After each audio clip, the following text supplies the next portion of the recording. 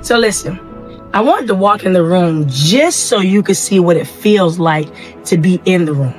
Restore 2025 Impulse Summit is going to be in Charlotte, North Carolina, and it is an event that you just cannot afford to miss. I want to personally invite Charlotte and surrounding areas, North Carolina, South Carolina, Atlanta, any place from all over. If you say you are in a beauty burnout, if you say you are tired and confused, if you say you want to give up, then do this. Be in the room so that you will have no choice but to be around like-minded individuals that can pull you out of that bitterness, that can pull you out of that want to give up, that can pull you out of that confusion. So if that's you that I'm talking to, then come on and join us. $2.99. You can find that ticket at stand.store/Impulse Summit. We want you to be a part of the family. We want you to be in the room.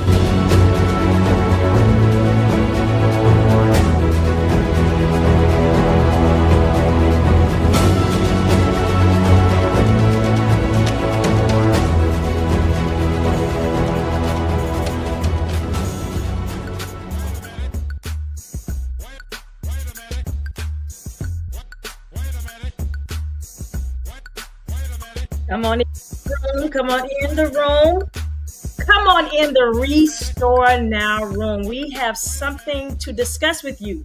And we need you to put your seatbelts on because this ride may get a little bumpy, but it's going to get you where you need to be. I am your visionary founder, Micheline Barber, and I'm here simply to motivate, inspire, and impact the minds of millions one at a time. And I'm so excited to be on this podcast this evening. But first, let's talk about why I'm here.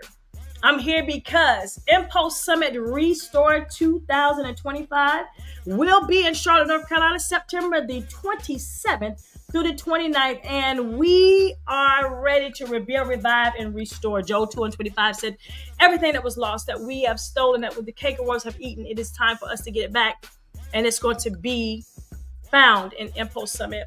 We have so many different events. We have the Offsite Day event, the MIM, the PPP, the Sunday Post, the Men on Pause, the Cream Gala, and the Release. These are just some of the things through the 3-day educational experience that will restore you spiritually, personally, and professionally.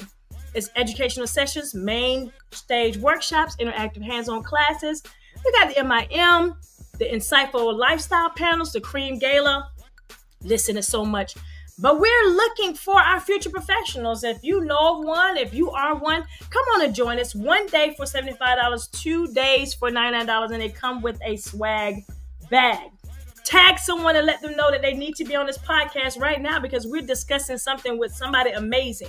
Listen, we have one of our partners with purpose, none other than Miss Kai Smith, the trichologist of the nation. The trauma of trichology, what she's going to be discussing shift your perspective from hair loss to health loss, increase revenue, and standing in the front line of hair advocacy. This is Miss Kai Smith. Hey, to get in the room, only $2.99. Register now, where you can get the network, the nightly lock-in, the Sunday Post, the Release spiritual gathering, the ultimate and intimate classrooms, workshops, and more. For $2.99, we have something for you. All we're saying is, hey, get in the room for $2.99. Stand.store/Impulse Summit.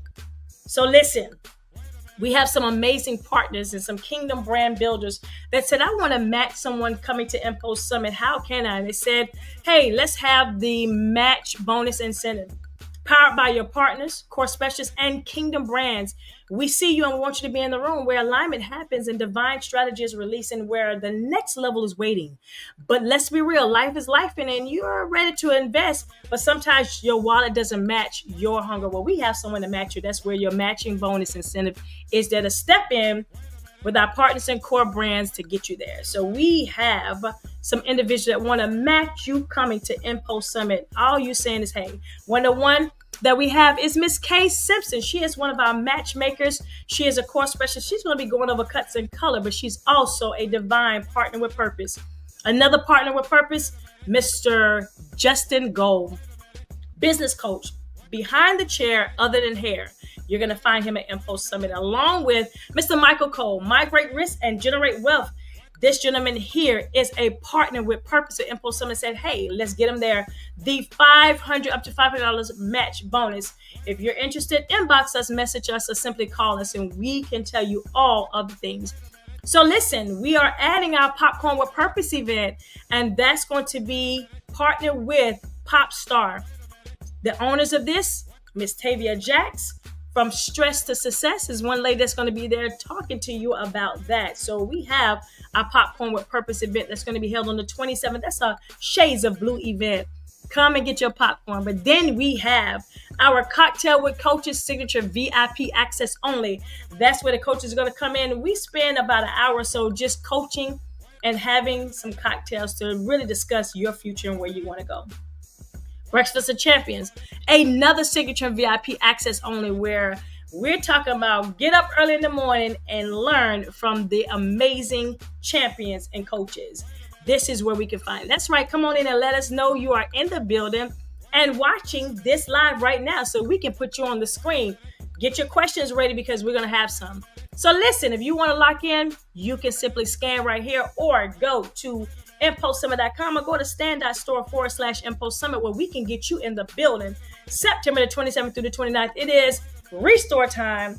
Joe 225 said, let's rebuild, let's revive, and let's restore. I'm excited. I'm excited. I am your purpose-filled visionary founder of Impulse Summit, Micheline Barra, and this is Restore Now. And I am encouraging you all to tag someone, tell someone. It don't cost you anything at all to say, hey, listen, Micheline and this amazing lady she about to bring on stage they got some good things they're talking about tonight. We need you in the building. So if you know somebody that need to listen up, put their seatbelt on and enjoy this ride, come on and join us for this amazing podcast. Now, understand, we got 2 podcasts. We got another one coming up after that with the Men on Pause. So, hey, we're going from this one to having an all-male podcast as well. So let me bring this young lady here up with us. This is her 2nd year coming to Impulse Summit. She went from the seats to the stage. She is a 28-year loctician. She is the CEO and founder of Loc Em Up Products out of Atlanta, Georgia, originally from Jacksonville, Florida. And she's a young lady that's a leader, an innovator, a creator. I mean, it's so much I can say. She went from the victory to now restore. Y'all, please welcome this partner in crime, Melissa Scott of Loc Em Up Hair Products in Atlanta, Georgia. Hello. So this is going to be a very exciting conversation because to my understanding, your products are sold in Amazon and Walmart. Let's notate that. Let's go ahead and say that. Plug for this product right here. Along with the fact that you are now at 335 Upper Riverdale Road in Suite B in Jonesboro, Georgia. So 30236, where someone can come and get products, Loc Em Up Products. A 28-year veteran. I mean, you know what you know with Loc Em Up Products and with loctician specialists. So tell a little bit more. I know I said a little bit about you, but tell the world, those who are tuned in, about who you are, and hopefully they'll be asking some questions. So if you have some questions, let's put you on the screen. Join in on this tribe. So Melissa, go ahead and tell them who you are. Hello. Hi, everyone. I am super excited to be here. Thank you for having me. I am from Jacksonville, Florida, but I was born in North Carolina. I didn't come from anything. I didn't come from a rich family or any of that. I was born in a struggle just like anybody else. But I decided not to allow that to be my life. So when I moved to Jacksonville, Florida, growing up there, turned out that hair was my passion. I love doing hair. Middle school, doing hair on the benches, recess, and just turning my passion into my career. So at the age of 18, I decided that I had something. I had clients doing hair for $10. I was braiding hair on the porch for $10. So you've always had that drive. I've always had that drive, yes. Because it's what I love. It's not, it was never work for me. Yeah. Um, so I loved it. I did it. And I just really just kept going with it. Um, and yeah, so that's how I started. By the time I was 25, 26, I moved Look to like Atlanta. you are right now. You mean like right now? Because Yeah. you look like you're about 25 or 26. So when I'm like, that was a long time ago. Like that was Jack yesterday. But go ahead. Yeah. So I was 10 years old when I moved to Jacksonville. I was about 25, 26 when I moved to Atlanta, Georgia. Believe it or not, I have not worked a job since I've been in Atlanta. That's good.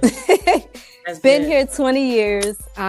Just made a decision not to allow my environment and my struggles with growing up with nothing. I worked a regular job and I struggled like everybody else, but I made a decision to do better for my children. That's it. I mean, you look so young too, but you have that drive and that force behind you. Like you said, you're not a victim of your circumstance, that you've made it out of that into now a CEO and a founder of Loc Em Up Products. That's amazing.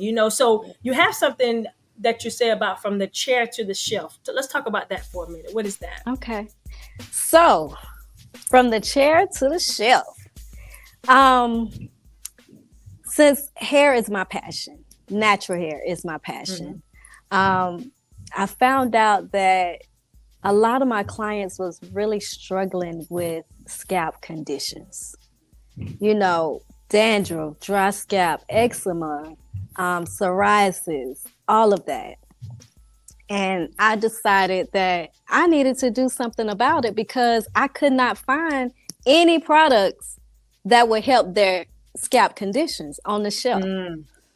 So I just really got tired of not being able to find anything to help my clients.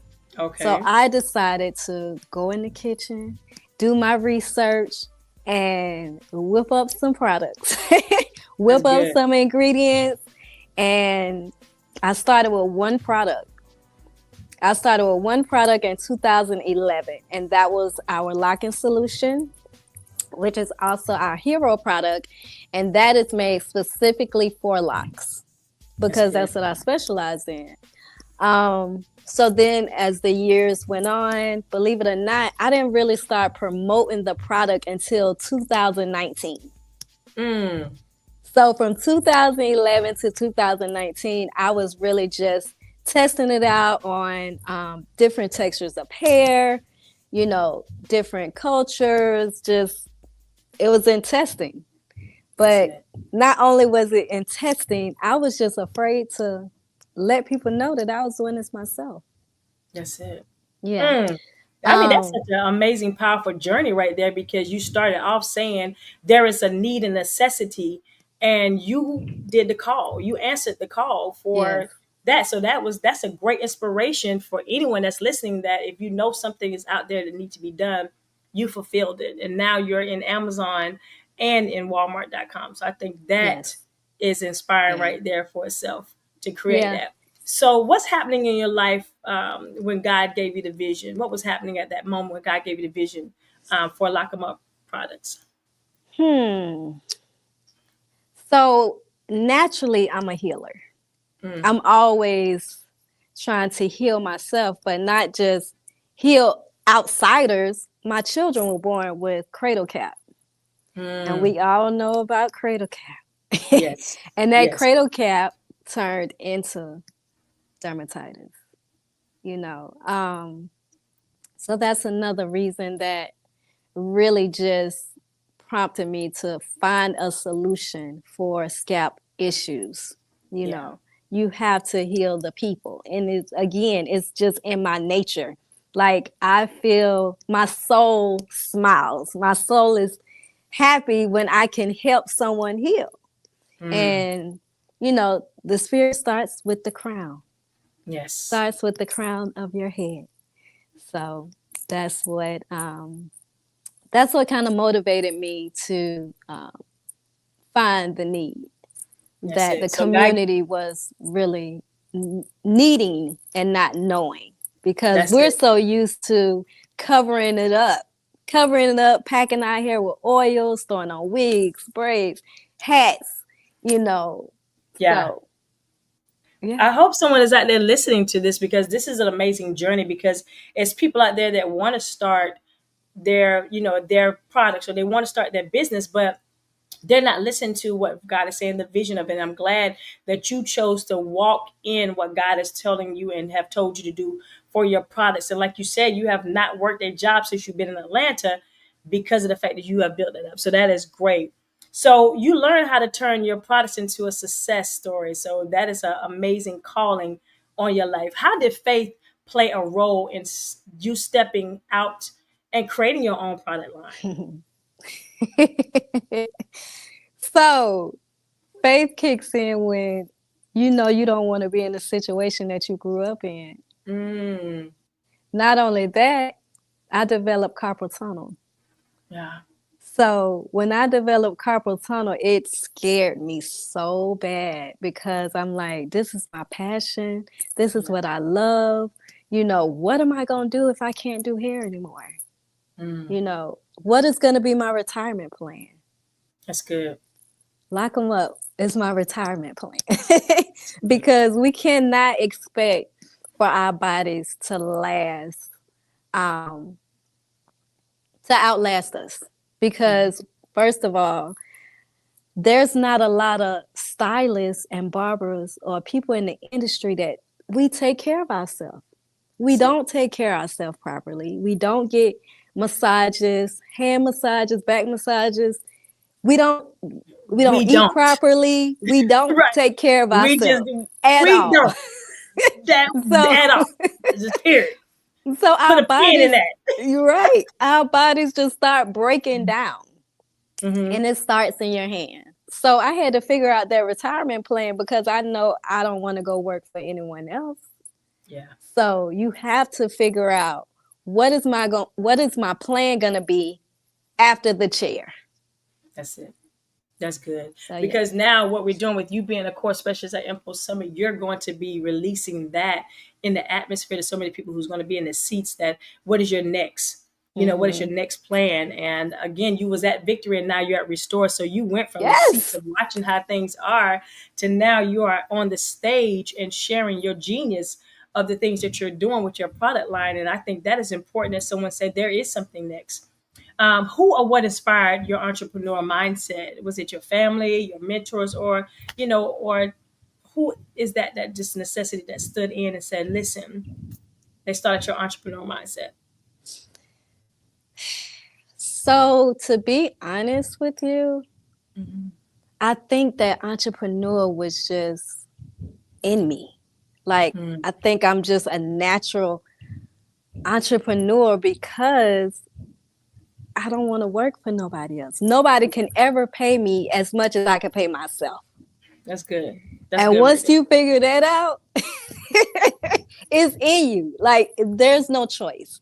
It's no Mm, choice. Like I can't put lock them up down to go and give someone else my time because that same time that you give to someone else, you have to give it to yourself.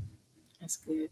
That's good. So I'm yeah. so glad that you're going to be on the panel discussing all these things, because it's going to really open up the doors and the windows for so many people and pour in blessings that's going to be in the building, in the room at Impulse Summit. Again, who are we talking to this evening? Melissa Scott, Loc Em Up Products. She is the CEO and the founders, focusing on locticians and specialty in the scalp. She's a natural lock solution, holistic hair care specialist, product developer, and educator, innovator, and creator. And so this young lady here, she knows about it. She focuses on hair, healthy hair locking, product solutions, and creations, mentoring in natural hair care, and empowering beauty professionals to build additional, come on, income streams through product sales and distribution. I say, hey, let's get it. She's located. You can find her on Amazon and Walmart.com with Lock 'em Up products. So that's lockemup.com products. So she ships, she sells, she have it there, and she is passionate about the push and the purpose of products. And so that is good. So y'all come on, ask some questions, because I know y'all want to know more and more about that. 2025. Regroup tours are happening and they're coming to a city near you. If you would like to be a part of our premium network and educational event, just giving you a little taste, a little sprinkle about what Impulse is going to be bringing to you in September, then look for this. You can simply buy tickets on impulsesummit.com, or again, they're on Stand Store /Impulse Summit.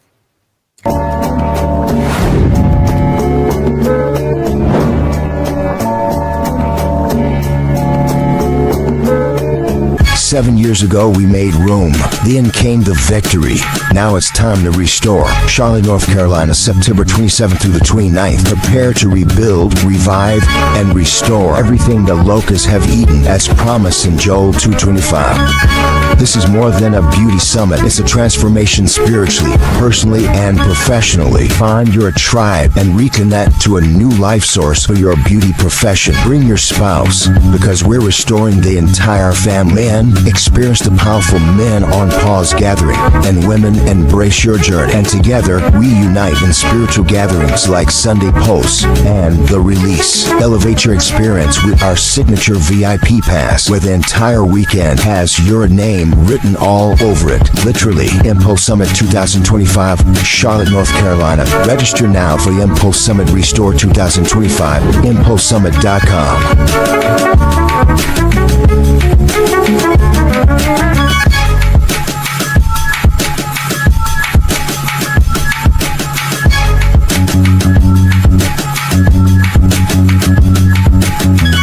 Register now for the Impulse Summit Restore 2025. ImpulseSummit.com.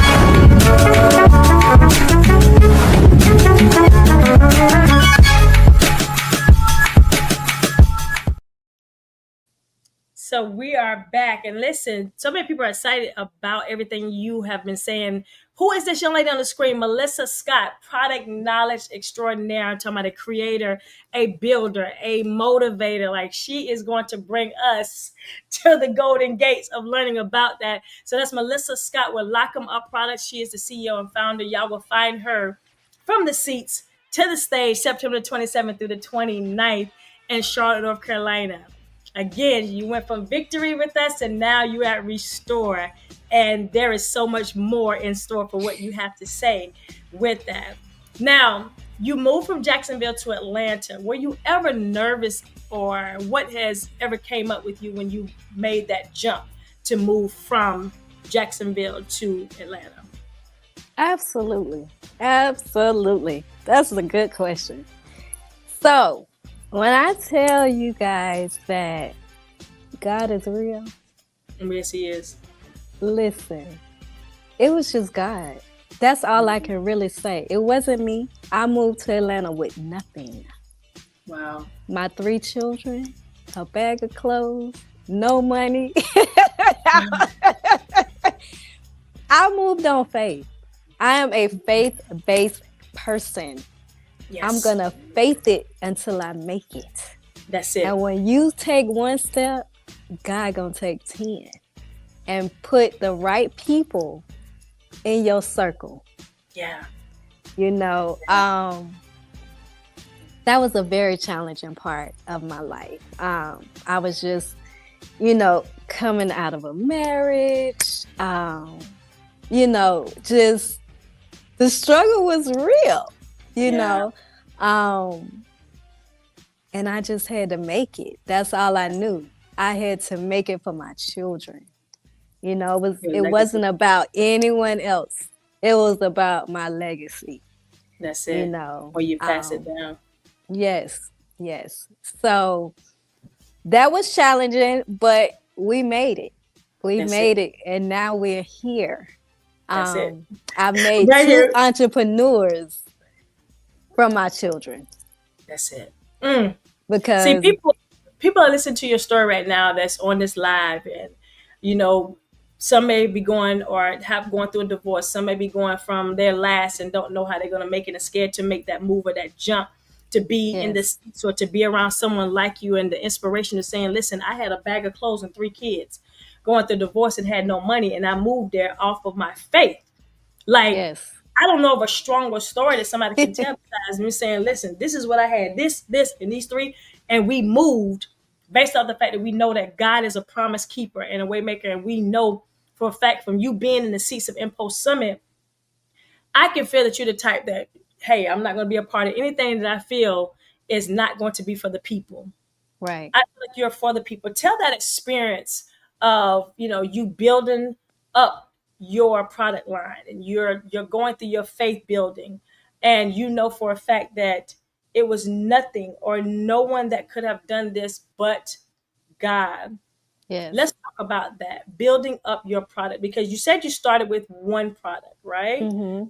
And that is Yes, your hero product. Let's talk it about that is. for a second. Okay. So um we started with the locking solution, made specifically for locks, right? Um I push 2011. Didn't want to tell anybody that I was making the product, afraid of how they would feel about it or if they would like it or however. So I had Mm, so many clients till I was just using it. They didn't know what it was. People don't ask questions. They just sit in the yes. chair, get their hair done, and if it's not causing no issues, they're just gonna allow you to do it.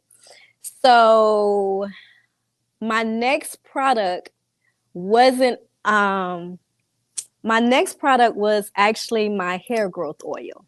Mm, And my hair growth oil, Madam CJ, yes, wow. that is my girl. I made that Wow. during the pandemic.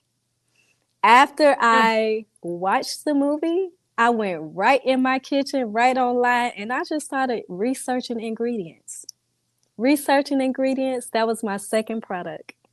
And um, after that, I dived into shampoo and conditioner because people kept asking, like, when are you going to have shampoo and conditioner? mm, No, I take that back. After the hair growth oil, it was my lock refresher. My lock refresher is a deodorizer for locks because a lot of people will want their hair to smell good. They want their locks to smell good. They don't know, they didn't know back then how they can get their locks to smell good.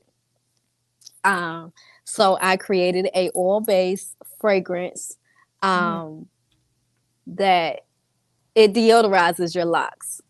Once I did that, then I went to shampoo and conditioner, got that going, and last year I did my Thirsty Lock oil. Thirsty Lock oil is a moisturizing oil that moisturizes your scalp and your locks. You don't need a lot.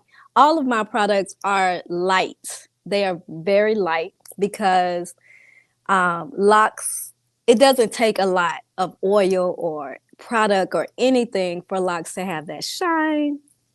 And you also have to be careful because all of those heavy products get caught inside the locks. And that's what creates the heaviness and the buildup and the residue and all of that. So I knew I didn't want to have that effect.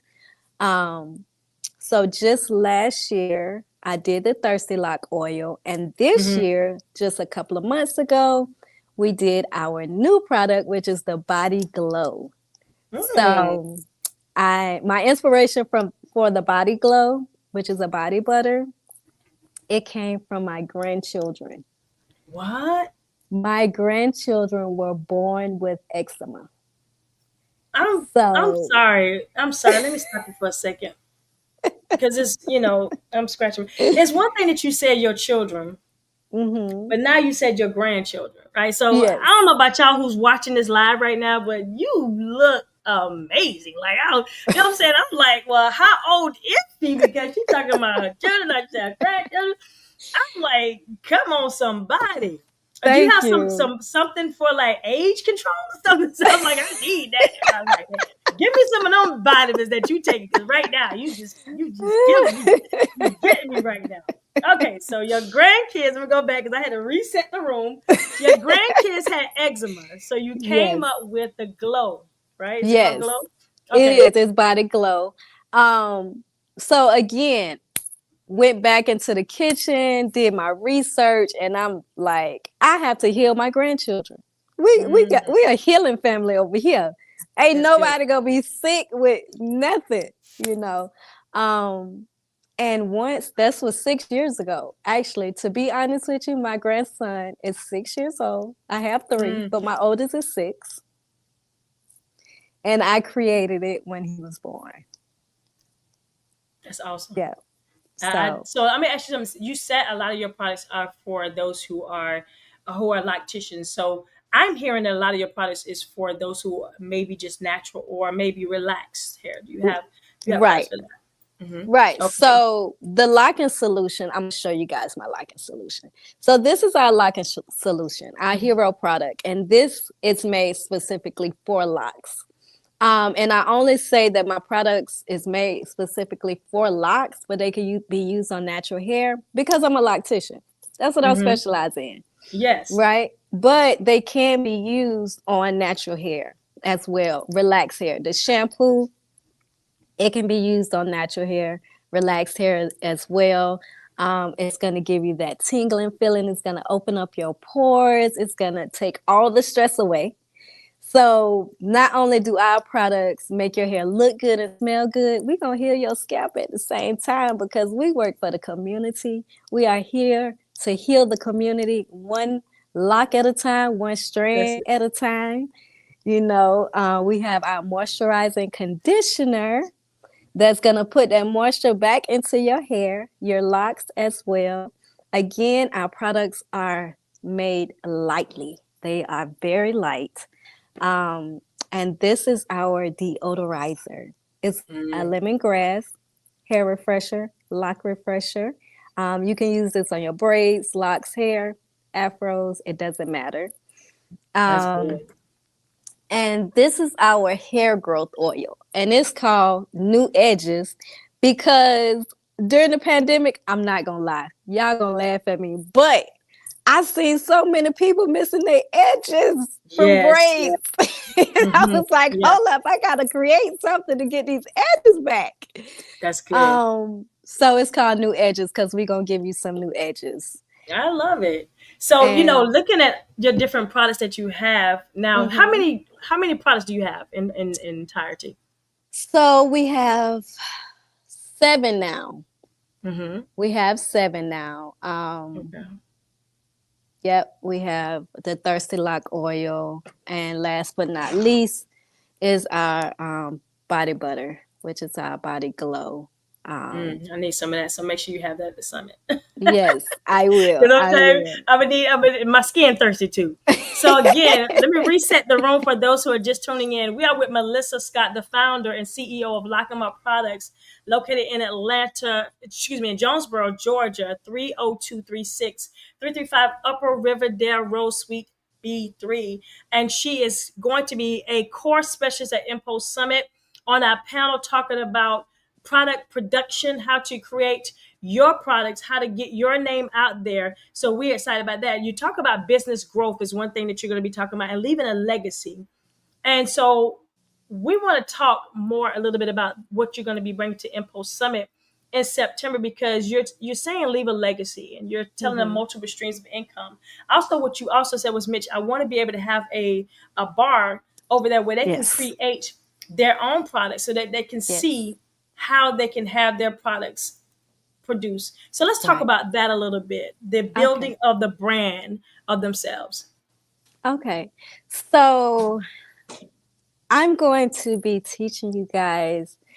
Well, not even really just teaching you all because a segment of hold on. So we have a lock 'em up lab, also warehouse and showroom, where Mm, not only do we produce and manufacture our own products here, handcrafted, but we're also going to be doing private labeling. yeah. So anybody that want their own product but just don't have the time to, do the research, you can private label our products as well. Just to give you your time back and continue to do hair or however you want to spend your time. So I will be talking about the private labeling side. Also, we will be hands-on creating your own hair and body oil. That's good. So it is going to I'm be excited. a hair oil. You can add your own fragrances, and I'm just super excited for the hands-on Yes. body oil and hair oil for you guys. So So that's going to be at Impulse Summit September 27th through the 29th with Miss Melissa Scott, the CEO founder of Loc Em Up Products. So, Melissa, you came for the first time last year to Victory. And yes, how was you introduced to Impulse Summit? Tracy with Dreadlock Divas. I Yes, I love love her. her. That is my sister. I love her. She is simply freaking amazing. You know, Yes, she her and is her entire family amazing. just freaking amazing. So Yes. you got introduced, and so you were in the seats of Impulse. And what did you see from the seats that said, "Hey, I need to be on the stage"? Because it seemed like you are a manifester. Like you manifest Mhm. things, and then all of a sudden they come in because you inboxed me and you was like, "Hey, Micheline, I want to offer this to the guest that's coming to Impulse Summit." So your first Yes. experience, introduction, Tracy Lee from Jacksonville, Florida, with Dreadlock Diva. You came in, sat in the seats.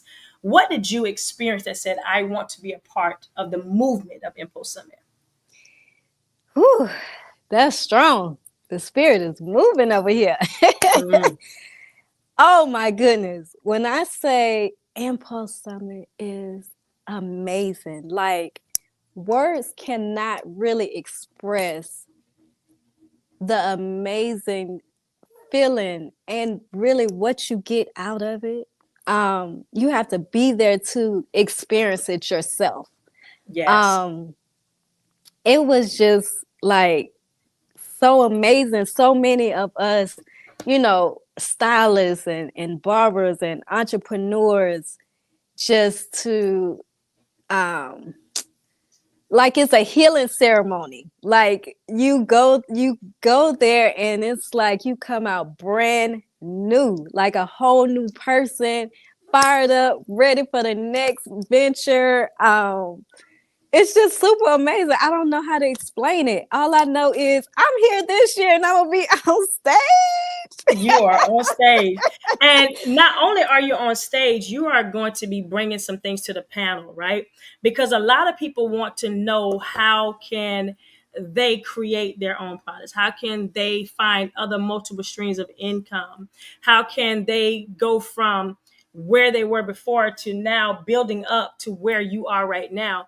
They want to know this. They Right, want to feel this. right, And yes, now Melissa Scott is going to be there, and so many titles that you're saying that you're going to be discussing at Impulse Summit.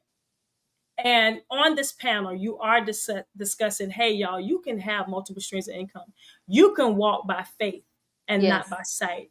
Hmm. All things are possible for those who trust and believe God. Like you're saying all these things to individuals to let them know, if I can do it, Yes, you can. There's somebody out there right now that just saying, I cannot, that is just not my journey. That's not my, what would you say to a person that just want to give up, that just don't know where they're going in their next journey? They don't see another way out right. besides just doing hair. You had Yeah. carpal tunnel issues and other issues, and as they say, life been life in. But you said God is guiding, right? Yes, So yes, let's talk about that. How God yes. is God all by Himself. All by yourself. So I will tell you this, no matter what it looks like, if you believe in what you're doing, Mm. just have that faith. You have to block out family members. You have to block out friends. You have Yes. to block out everybody that cannot see your vision because, first of all, God didn't give it to them, He gave it to you. And you have to have that faith in order to get other people to see it. Yeah. But just remember, don't expect for your family members and friends, husband, either wife, whoever. Don't don't just automatically think that they're gonna support you. That's good. So I I'm want to say sorry. this. For those, no, you're right. Those who are listening right now, I know you have some questions for Melissa. Let's put them on the screen for some who have questions for you. Someone who is just not coming across this live and saying, "Hey, I've never heard of her or her products," but now you will see Melissa Scott in person. Close. Y'all can pinch her, right? At Impulse Summit in September the 27th through the 29th in Charlotte, North Carolina. We need you to know she is a course specialist. She's a product knowledge extraordinaire. She's going to be showing you how you can just start digging in from your vision, bringing your vision to a reality. And that is starting with the faith that God is saying, I can do it. I'm in Amazon, Walmart.com. These are the trade secrets that we're going to be talking about at the Popcorn with Purpose event, along with you'll see her in the classroom being able to share these things, and at her table where she'll be able to say you can mix and match the things that you're wanting and that you're needing to do. So Melissa, Impulse Summit is centered on restoration. What do you think about your personal and professional journey, and what is needed to restore in you right now? So I speak on faith, right? Even though I have faith, but sometimes, the way faith set up, like some days I can't find it. Yeah. I still move in it, but I can't find it. Like you have to be self-motivated. Like you just have to get up and do the work, regardless of what it looked like. Get dressed, go outside. Wake up, get dressed, go outside. And everything else is going to show up. Yeah. It's plenty of days where I don't see it, but I have to tap in and say, excuse me, it's called faith. Let's go. That's it. I need you, faith. There are so many people who are saying some amazing things. Tracy said she cannot wait. Miranda saying amen. Tracy said she love us like we love her. Denise Sterling said facts. So we are seeing so many people who are telling that, and your testimony is a witness as to things. So what's one testimony you've heard from a customer that reminded you that this is your why? So I've had so many testimonials. I've had older people that lost their hair and New Edges was able to grow it back. And they could not believe it, because the older you get, you don't think that you can grow hair. But when you purchase Loc Em Up products and your hair grow back, oh, that's something totally different. Right? That's good. I'm like, okay. So I got another, market. But not just growing the hair back. I have people that been struggling with dry scalp. I mean, so bad it may be in their eyebrows, or they might be missing their hairline because of the dryness of their scalp. And healing that is priceless. Like, just to see the reaction of people, how when they use the product, it actually heals their scalp. That is so amazing to me. So that's what keeps me motivated and like, okay, you got to keep doing this, because the community needs you. That's it. So that's it for that. Yeah. Y'all hold your seatbelts. We'll be right back, because it is about to be real. And we just got to have a commercial, because I'm telling you, just a downtime on what God is going to do in all of us that's going to be at Impulse Summit Restore 2025.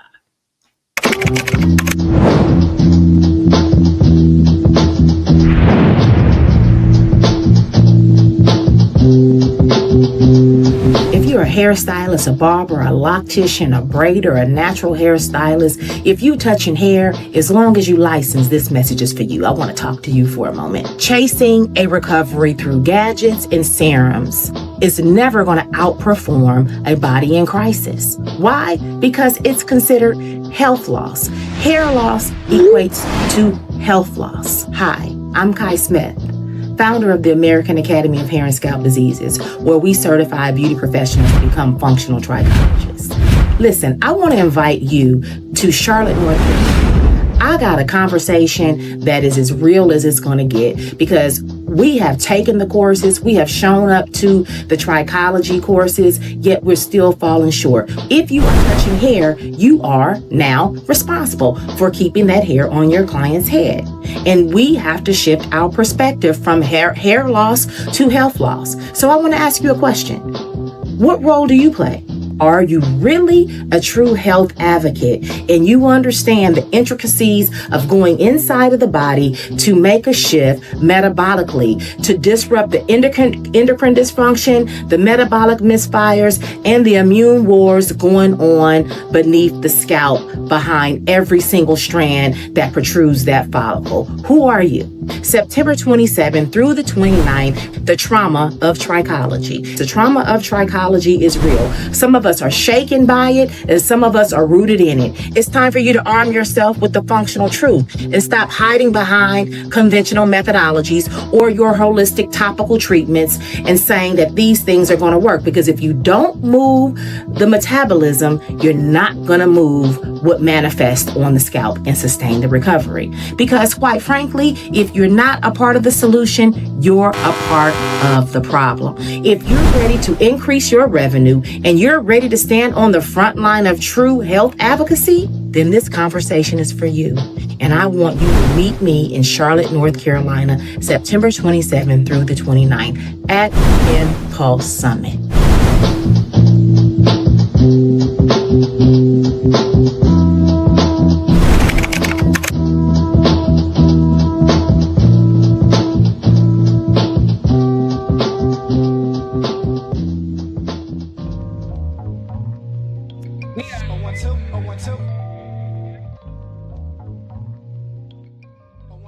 Be ready for at Impulse Summit in September, because we are with Miss Melissa Scott, the founder of Loc Em Up Products. She's the CEO and founder of this amazing product line, 7 products that she has. Ooh, it's the 7th year for Impulse Summit. I see the connection. Do you feel it? It is time for the rebuild. It is time for the restore. It is time for the revive. Let's get it at Impulse Summit, September the 27th through the 29th in Charlotte, North Carolina at the Hilton. Are you going to be a part of the offsite event, the MIM, the PPB, the Sunday Post, the Men on Pause, the Cream Gala, and the release ceremony? This is all the things that we're going to be doing, but we also have 3 days of educational experience, spiritually, personally, and professionally at Impulse Summit. We're having educational sessions and more, main stage workshops, interactive hands-on classes, which is what Ms. Melissa was talking about, our VIP day event, spiritual enrichment gathering, and our popcorn with purpose. Future professionals, we're looking for you. If that's you, come on for 1 day for $75, 2 days for $99. It's a swag bag, comes with this entry, and we're looking to build up the business with our future professionals. Again, this is our partner with purpose, Miss Kai Smith, the trauma of trichology, shift your perspective from hair loss to health loss, and increase revenue and stand on the front line of being a hair advocacy. This is the Purpose with Popcorn strategist, Miss Tavia Jacks from Stress to Success. So she is the young lady, and her husband Derek is the young lady that's going to be responsible for one of our partners for the Popcorn with Purpose. That's going to be held September the 27th in Charlotte, North Carolina at Restore 2025. Hey, come on in. We have cocktails and coaches as a signature VIP, access only, along with the fact that we're going to be doing early morning, the Breakfast of Champions. That's the signature VIP, access only. Will you be in the building of Impulse Summit? We're talking about matching you up. We have some amazing matchmakers, and that is our up to $500 match bonus. If you're saying you want to be at Impulse Summit, you've never been there before, but you're interested in coming and being with us, come on to Impulse Summit, because we have a match for you to be in the building. One of our purpose partners for matching, Mr. Justin Gold, business coach behind the chair other than hair, along with none other than Mr. Michael Cole. Migrate Risk and Generate Wealth is another core specialist, but he's also a matchmaker, along with Miss Kay Simpson, Cut and Color Extraordinaire. She is another matchmaker to say, hey, you said you want to be in the building, let's get you there. So inbox us, call us, message us, whatever you need to do. We also say get in the room, because now we are having a $299 special for those who are talking about taking classes and being in the building. networking nightly lock-in, Sunday posts, release spiritual gathering, the ultimate and intimate classrooms, workshops, focused topic panels, and more. Main stage industry. We said, hey, get in the room for $2.99. It's Restore. Joe said, everything that you have lost, that you have given the cake wars have eaten, it's time to rebuild, revive, and restore those things. September 27th through the 29th in Charlotte, North Carolina. It is restoration time, and we're saying, will you be there to meet amazing people like who we have right now that we're bringing to the seats of Impulse Summit? She's going to tell you how to build wealth, how to build your brand, how to get yourself out there from the shelf to the chair, from the chair to the shelf. Like, she's telling you everything. She's a repeat offender of being an Impulse Summit. This is her second year. She went from the seats to the stage. Y'all, please welcome back to the Restore Now podcast, Miss Melissa Scott, the founder and CEO of Loc Em Up Products out of Atlanta, Georgia, 335 Upper Riverdale Road, Suite B3. 7 products. This is our 7th year. Come on, tell me there's not that confirmation. I don't know what it is. I don't know what it is. Okay. What are you looking forward to being at Impulse Summit for 2000 Restore 2025? Wow. I don't know what to expect. I don't know what to expect. I don't even know what to look for because it's just so amazing. Like, how can you know what to look for? Yeah, so you experience. So when you think about others, what do you want through Impulse Summit? Since you experienced it last year, and now we know it's bigger than hair this year. What do you Right. want others to feel at Restore 2025? I just, for me, it's about the healing. I don't know. I'm just a fan of healing, Yes. connecting with your inner self. There's nothing greater than being able to be in tune with yourself. That's it. That's it. Um, restoring self-care. Restoring self-care. That's what I'm looking for. So make sure y'all know we are centered and embedded in the restoration this year, which is resting, which is restoring, which is healing. So everything that you're saying, we're doing that. So since with that, what do you think about your personal and professional journey, and what needed that you need to be restored in you? Um,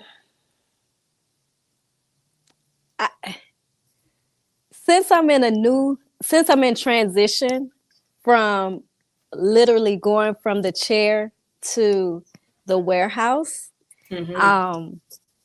the chair is a comfort zone for me.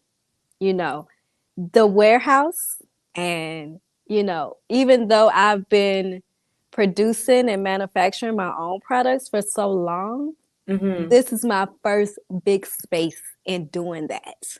That's awesome. Right? So now I'm out of my comfort zone. Yeah.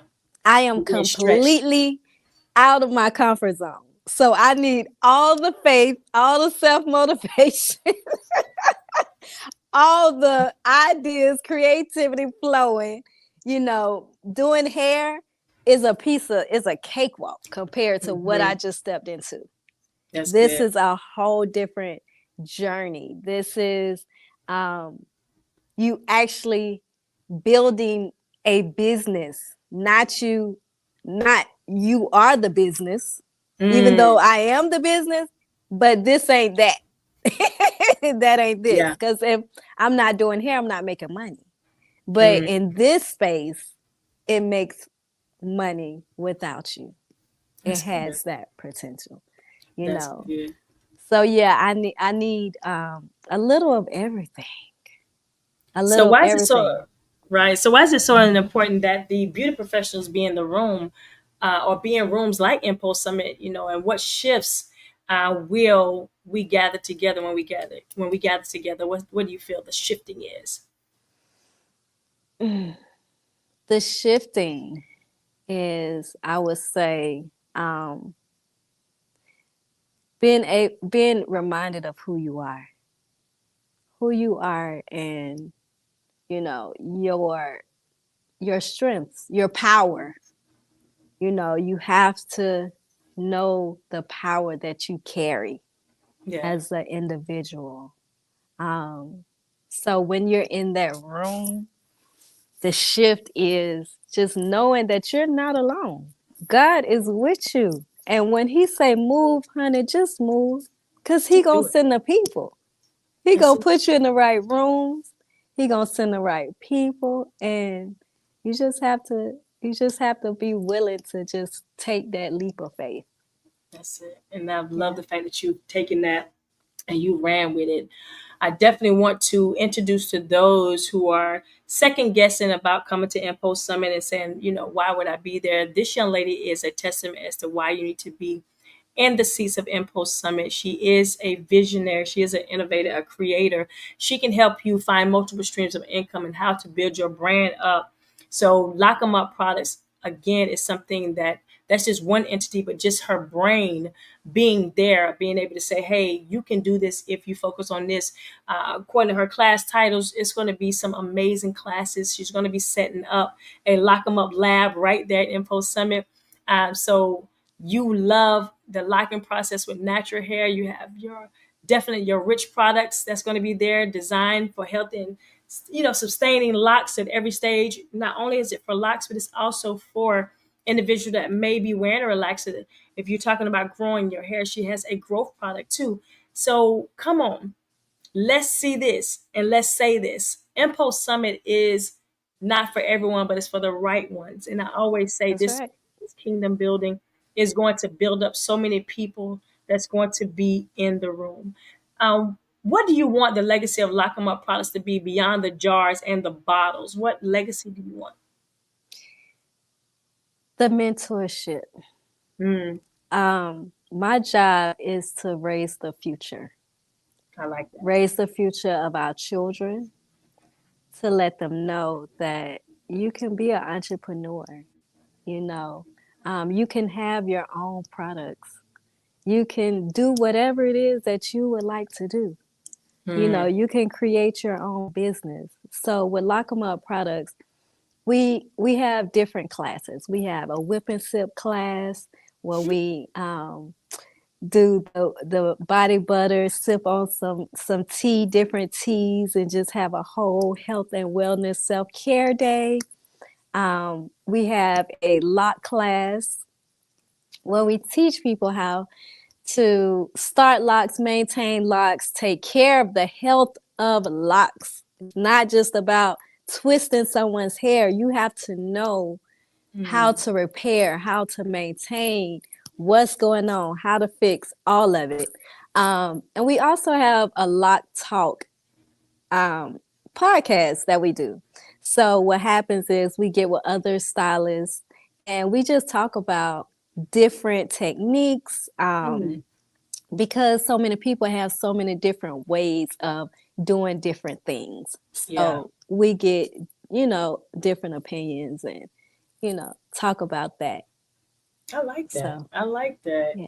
So I say this, the experience of being around you right now has enlightened me to say, listen, I feel like I need to jump on this wagon right now. Don't be left. Like I'm telling you, get on this train of Impulse Summit because we are about to bring you some powerhouse course specialists, such as this young lady right here, Melissa Scott. She went from the seats to the stage. She is a visionary, an innovator. She is a young lady that has a passion for people and a purpose for healing that is undeniable. And I'd want this. What do you want the attendees of Impulse Summit Restore take away from hearing your story this evening? Don't let nothing stop you. Mm, Nothing or no one. That's what that's I it. want. That's what I want you to take. I want people to be able to believe in themselves, That's it. regardless of what it looked like, what support you don't have. Because guess what? The strangers is gonna support you. You just have to believe in yourself enough to get it to the strangers. Mm. So I'm gonna Yeah. say this. I always tell everyone that Impulse Summit is going to be in September 27th through the 29th. It is the year of the restore. Rebuild, Revive, and Restore. We need you to know that it is a 3-day educational experience that will restore you spiritually, personally, and professionally. Will you be in the building before this event? That it is an experience and you have to be in the room. To get in the room, we have a $2.99 special for you. $2.99 that will get you into the network, the nightly lock-in, the Sunday post, the release. So many things that we're saying, hey, $2.99. But the biggest thing is that you'll be able to see someone like Melissa. Another thing is we have the 500 up to match bonus with you. So the incentive is, hey, I want to be at Info Summit. How can I be there? We have Kingdom Builders and brand ambassadors that will get you there. Just simply call us, inbox us, or message us there. We always close with saying something very, we want you to finish this sentence, right? And the finish the sentence is, I know God has restored me when.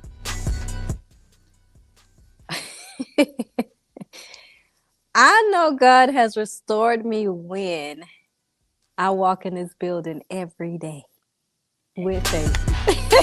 That's it. So listen, I'm your girl, Micheline. Y'all stay tuned, stay seated, stay with your seatbelts on, because it's another one that we're going to be speaking to the men on pause that's going to be coming to Info Summit. We got some powerhouses like Timbo Mac. We have our Kevis Armstrong, Mr. Chris Bond. We also have Timbo. We have Mr. Maurice Harvey, and I want to say my pastor's a secret guest that's going to be coming on. I want to say this. So stay tuned. Melissa, I love you. I love everyone that's tuned in. I'm going to say this. I love you, and there is absolutely nothing you can do about it. The Regroup Tour will be one more, August the 25th, Charlotte, North Carolina. A different salon that's going to be there in Charlotte, North Carolina. So if you want to join us for this Regroup Tour, August the 25th, we're doing one more. Hey, people's asking us to do it. This is going to be a 4C. We're going to be going over currency, cutting, color, as well as connection. Y'all, look for Melissa. Look for her products. Go ahead and Google. Go ahead and get you some before the summit. Go ahead and sit in her class. Go ahead and mark that as one of the classes that you want to see, and you're going to see her on the panel as well. I'm going to say this. I love you, and there is absolutely nothing you can do about it. Y'all have an amazing day on purpose. Bye.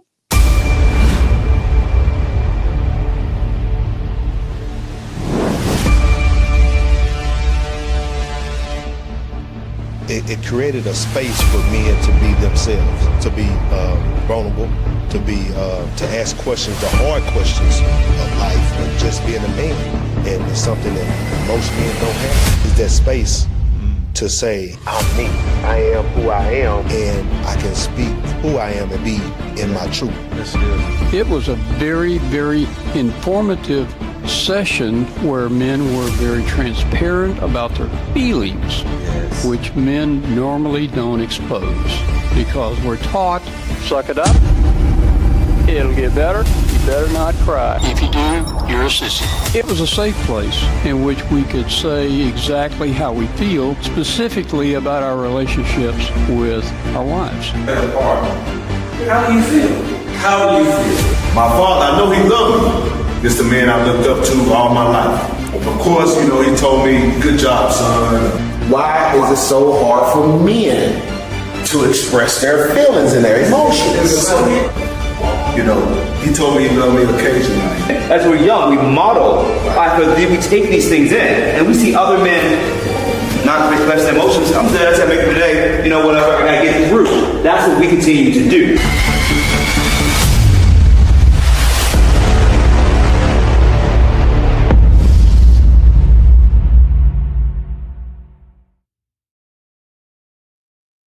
Good evening. How's everyone doing? All right. It is Men on Pulse. And we are transitioning from Restore Now with Micheline. She had on an amazing guest. And Melissa Scott, everyone. And y'all put in the chat, we appreciate Melissa Scott. She has really inspired me. That young lady is full of energy. I don't even know how old she is, because she had me going from 19 to, then she talking about she had grandkids. So I said, there's definitely something wrong with that picture. But, like they say, black don't crack. And that is, you see her in the dictionary. It says if black don't crack was in a dictionary. You see Melissa Scott face right there. But we're going into our second phase tonight. Man, this is an amazing night. We got 2 podcasts going on. The Restore Now with Micheline, and now we're bringing in an introduction to your Men on Pause, which this is a segment that we came up with last year with the help of Arkevius Armstrong, Lee, Oliver, and other men that have played a part or role into bringing Impulse Summit to Charlotte, and in the ear of Micheline. And Micheline heard the call and said, you know what, we do need to allow space for our men to come together, for our brothers to come together and have a time where they can sharpen one another. Tonight, I'm going to bring a sample of the panel to the podcast, because I want you guys to, some of the ladies, I want you to maybe feel and see, okay, that's what's going on. Okay, now I can understand my man a little better. That's what he's going through. And so if this is a blessing to you ladies, make sure you get your men to Impulse Summit. It's going down Charlotte, North Carolina. You don't want to miss it. Joel 2:25. We're talking about rebuilding, reviving, and restoring. Micheline Barber presents Restore, September 27th through the 29th. And one of those events, you see it right there, Men on Pause. That's right. That's going to be one of the events that we'll have at this amazing summit this year, along with our off-site day party, the Impulse Industry Mixer. We've got a Power Pulse breakfast, Sunday Pulse with our overseer, the pastor of Major Charles Jones from Tampa, Florida. Then we also have our Cream Awards Gala, which is one of the best, one of the staple events at Impulse Summit, along with another staple, the release ceremony. So there's so many wonderful things that's going on at this event. 3 days, guys, of just great inspiration, building your mindset. You got people like Mr. Timbo Mack is going to be on stage. You've got Sharon Reams. You got Angie Jackson. We've got a number of great educators and instructors. We call them core specialists. That's going to be in front of you. You'll be able to reach out, touch them. It's very intimate, very personal. Don't feel shy. Anything you want to ask them, they are there to take it on. That is why we bring this event to Charlotte, to let people know, hey, you can touch me, you can feel me, and you can understand me. And that's what makes this event so different from all the rest. If those that are trying to get in the building, Charlotte, North Carolina, you have no excuse, and surrounding areas within 50-mile radius, you don't have to fly in. You don't have to book a hotel room. You just need to get in the building, $299, and you can have the class passes for all 3 days for $299, and you will see that this is a great investment. Somebody said, if you want to expand your career, if you're feeling stuck, you need to get around other people that have the same like-minded as you. You need to get around somebody that's going somewhere. If you're stuck, you need to maybe grab hold of somebody that's going somewhere and they can pull you out. So get in the building for $299. And man, we can't wait to see you there. If there's someone that may need just a little incentive, like, you know what, I do want to go, but I don't have that $299, but I do have some of it. I do want to go. I want to go as a VIP, but I don't have that whole $700, but I do got that $400, or I got $300. Hey, we'll help match, or we'll cover. So if you bring $5, we'll bring $5. Or if you bring $3, we'll bring $3. Or whatever we got to do to cover your admission. You put some skin in the game, and we'll match it. Okay, so that's what that match bonus is all about. It is an incentive to give you no excuse. You have no excuse. If you want it, it's here. Let's move forward now because I got these brothers on the line and I can't wait to get in this conversation. And y'all need to set aside, at least give us an hour to kind of sharpen some things and throw some things around. And while we throwing it around, I want you to be sharing it. I want you to be liking it. I want you to make comments. Ladies, here's an opportunity for you to get inside of how men think. Y'all seen the movie, Think Like a Man, 1 and 2? Well, that's what this could be. Okay, so if you got a spouse or you got a boyfriend and you trying to just figure him out, like where is he? Where is he? I can't see him. Hey, you may want to put your question in here. We've got an amazing men's mental therapist in the building. His name is Mr. Maurice Harver. He will be coming to the stage. Let me get his music for him. Let me pull him up. Let's get it. Let's get it. Let's get it. Here we go. All the way from Charlotte, North Carolina, I want y'all to start. Hey, make some noise, ladies. Put it in the chat. Bring them up. Bring them up. Maurice Harvey in the building, y'all. Say something. You on mute, bro. You on mute. Let me oh, hold on. Let me get right. Let me, you know what I'm saying? I'm in the VIP. What's going on all the way from the big city of Queen City, Charlotte? Man, it's good to be here, Chris, man. Thanks for having me. I'm excited about Impulse Summit happening here in Charlotte, September 27th to the 29th. Last year was phenomenal. I got an introduction last year.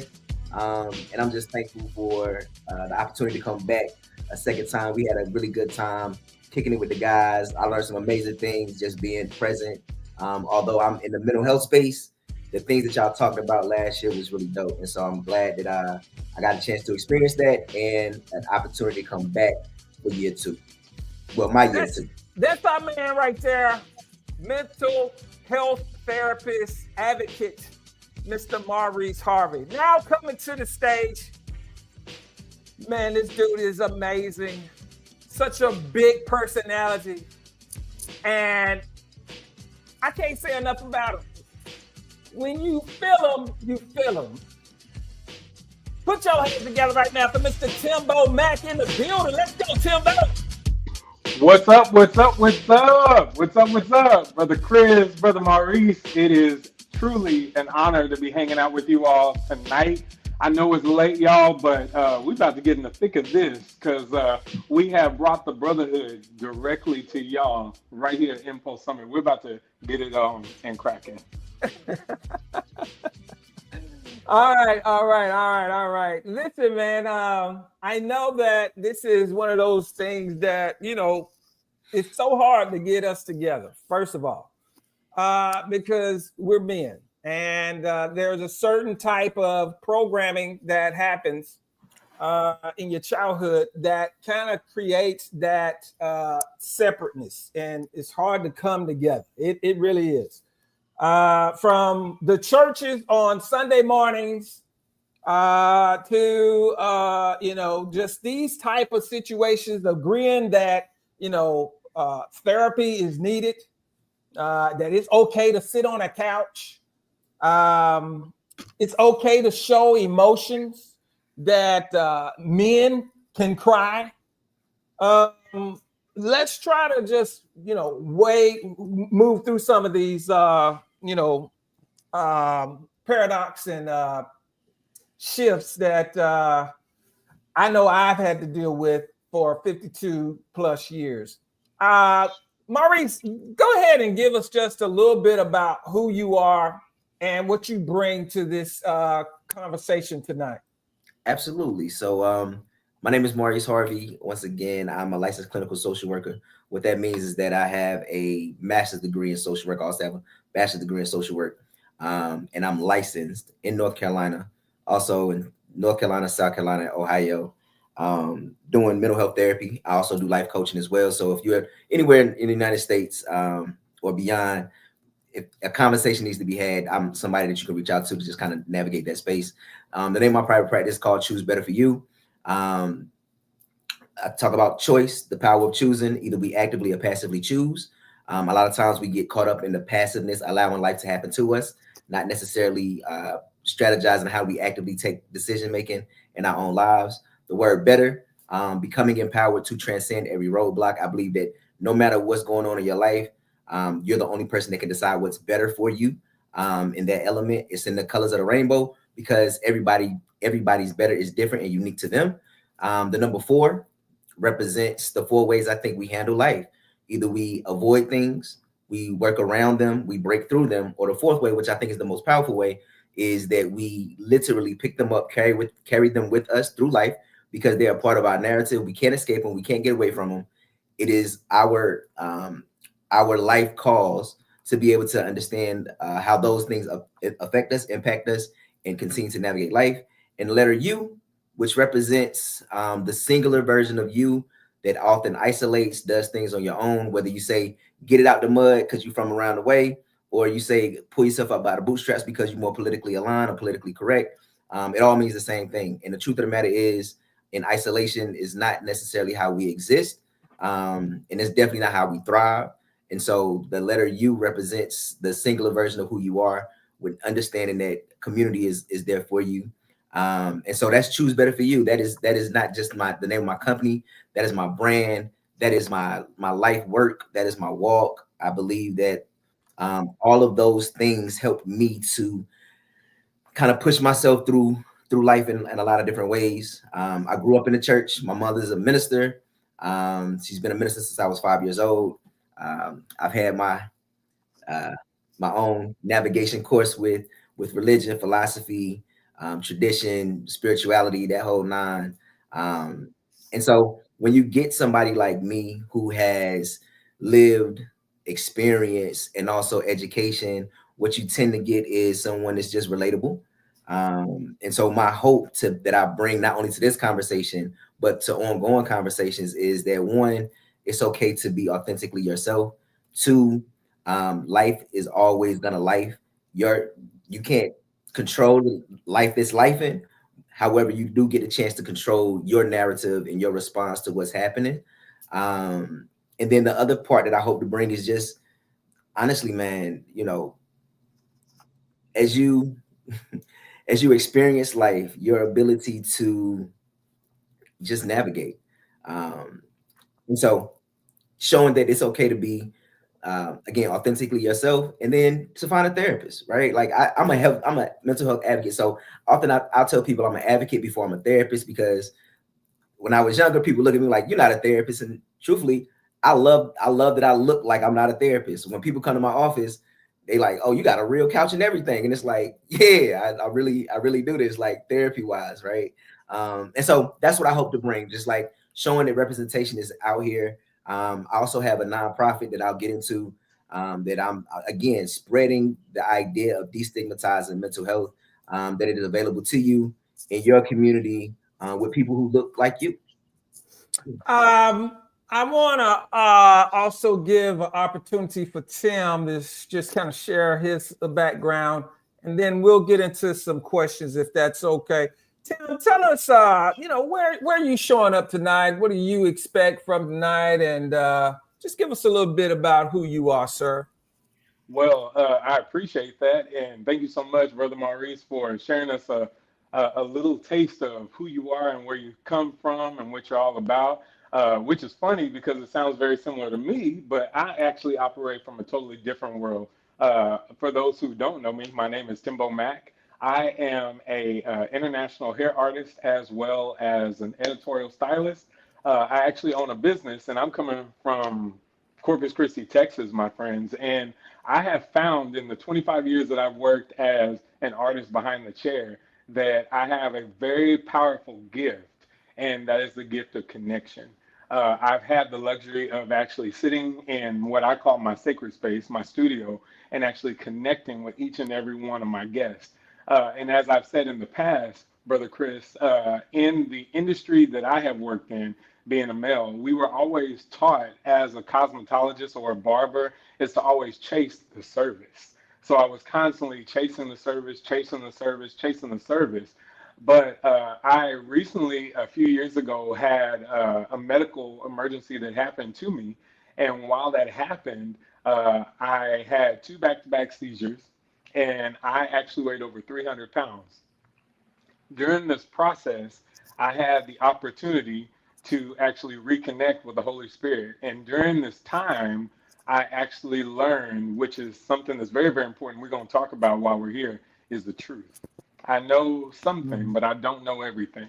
And being a male in this business, sometimes it's okay for us to take what I like to call the purposeful pause, no pun intended, and actually sit back and stay quiet. And this is something that the Holy Spirit has been sharing with me throughout this journey. And during the process, a lot of people have seen the manifestation of the change on the outside. But if they only knew the change that happened on the inside, I finally figured out what it is the true calling is, and that is the calling of connection and also being a disciple maker. So that's what I'm on a mission on. I am pushing forward with that. I'm really big on chasing connection, and that's exactly what I'm doing tonight. We're going to make some connections, and we're going to let the Spirit move, if that's cool with you guys. Hey, I'm with it. I'm with it. Quarrels with it. I ain't got let's no let, problem. Let's let it happen organically. Let's let it happen. Let's let it do that. Let's also get some support in here. I got 5 people. Let's get that up to 10 people. I need to see some hearts going through the screen. I need y'all to share it and put it out that we own here and we ready to talk about some stuff. All right. Let's get in the thick of it. Let's get in the thick of it. All right. So Maurice, I'm not gonna play with you tonight. Okay. Hey, run me up. You know what I'm saying? Ready for it, Maurice? Let's do it. Let's do it. Look. You see what I got behind me? You know what I'm saying? Hey. I'm letting it happen. Let's let it happen. Here's what we got. I want to discuss. I got some questions that I can start with. Maurice, I want Tim and I to be kind of the guys that's on your couch, and we're gonna ask. I'm gonna ask Tim these questions, and then I'm gonna chime in, and then you kind of give us what the therapist would say. Is that cool? And then I want those that are watching, like, put your questions in too. Ask your man, do he have a question for this Maurice Harvey guy who is a mental therapist? He got a couch and everything. Don't let a couch and everything. Don't let the grill fool you. Don't let the grill fool you. That's all right. That's gonna bring them into the room. All right. Here's the question for you, Tim, and I'm gonna ask these questions as well. You see it right here. Childhood roots heard. Let's start here. Ooh. Felt it started getting hot in here. Oh man, I come with the heat already. So when you think about your childhood, Tim, what's one moment you know left a mark on the man you became? Oh, wow. When I think about my childhood, one moment that stands out to me was the moment that I knew that my biological father was not there. Mm-hmm. This was something that really truly left a mark on me, even talking to a lot of like legacy trauma that's out there, because I always would tell myself, Timbo, you're by yourself. You have nobody around you. That was old Timbo. New Timbo, more current, older, experienced Timbo. I forgot that I was never by myself. And it would be years, my friends, years that I would kick myself and feel sorry for myself. And I know that there's a lot of times where people think that all these outside influences are going to rip you down, but there's nobody that can rip you down worse than you can rip yourself down. So that's the reason why I really had to get into my head during this past few years with this journey. I found that I was never by myself. My Heavenly Father, first and foremost, who is the captain of the ship and has led me to where I am today, has always been there. And I always thought that he forgot about me, but he never did. This is something that the devil was doing all on his own. He got into my mind and he was really wreaking havoc. and I allowed him to get in there. But the Holy Spirit, he never forgot about me. Father God never forgot about me. I always put him to the left of me, to the right of me, even behind me. But for the past few years, just a few years ago, I actually chose to put him in front of me. And I literally saw a huge change. The next thing is, I really do believe in the old saying, it does take a village. And I was blessed to have uncles and great uncles and older cousins that even to this day have definitely been a part of making me the man who I am today.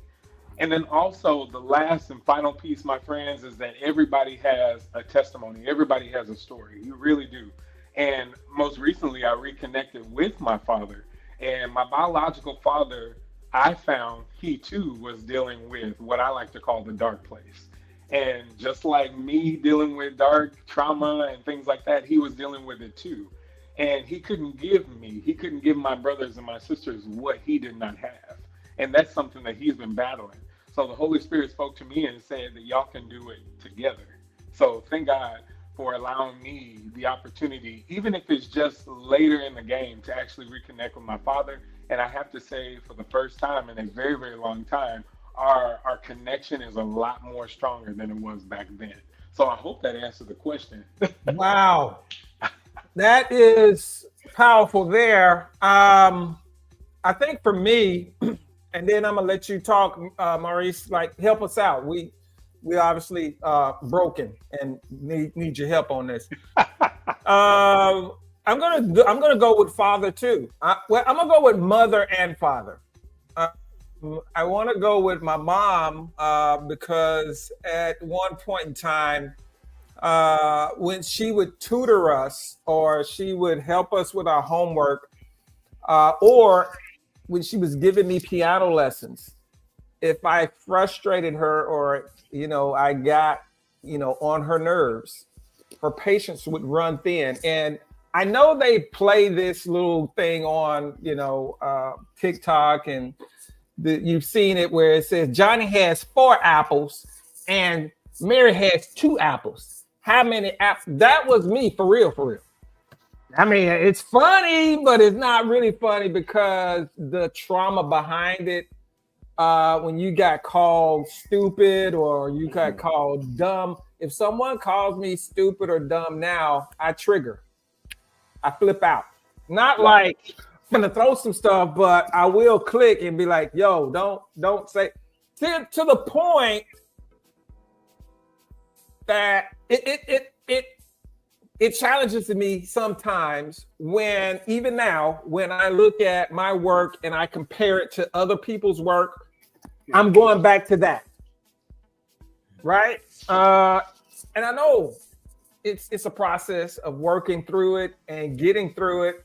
And I know who I am. But I mean, you still hear those things. Oh yeah. Anytime somebody say, man, that's stupid, man. You dumb.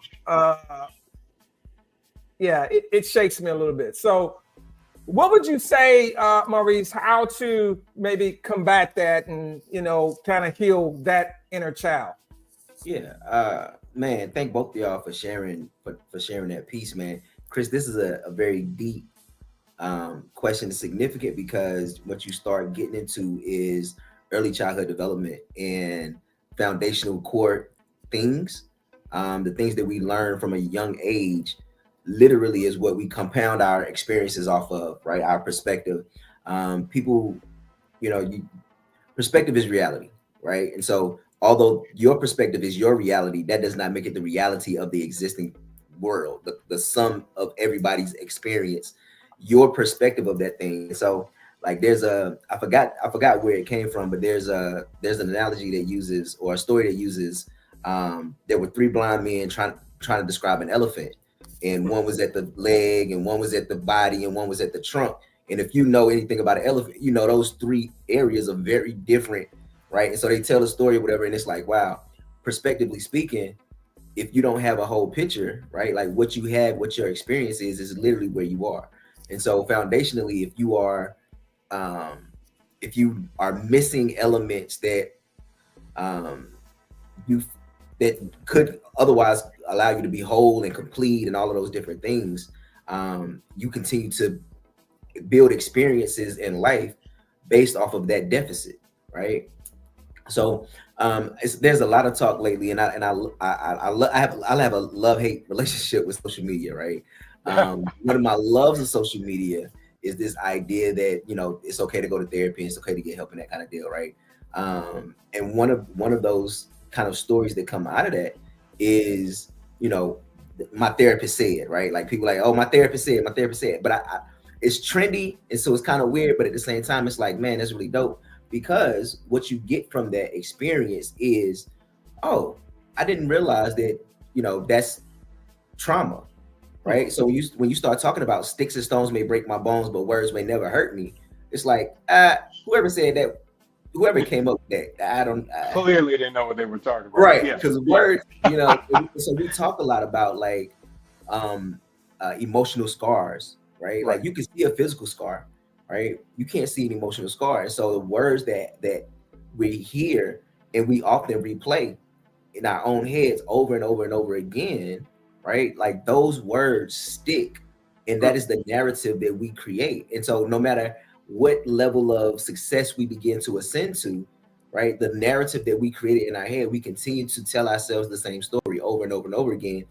And not for nothing, so when you started getting into the therapy piece, you started talking about specifically cognitive behavior therapy. Cognitive meaning the way the brain works, behavior meaning observable action, therapy, right? Cognitive behavior therapy is a therapy modality.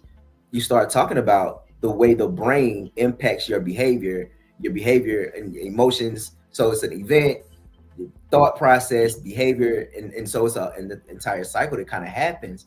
And so when you start getting into the depths of this thing that's going on, that this repetitive cycle in your brain about what the narrative that you're speaking, it literally is just your narrative, right? Like at some point someone gave it to you, you accepted it, and then you replayed it. I forgot one of y'all said it earlier, but like literally your voice doesn't really turn off, right? So like you spend a lot of time in your head talking to yourself all day, every day, right? And if you are repeating or ruminating, right? That's a word that we use, right? Ruminating just means it just keeps going on and on. You're ruminating about, this event or this interaction or this response or what have you. And so when that's happening, you're starting to have this response, right? Whether it's an internal implosion or an external explosion that other people can then see, right? Like this becomes a part of your narrative. And so the question that you asked, Chris, is, well, how do you begin to combat that, right? Once you with anything, I always tell people first you got to acknowledge that it exists. Right.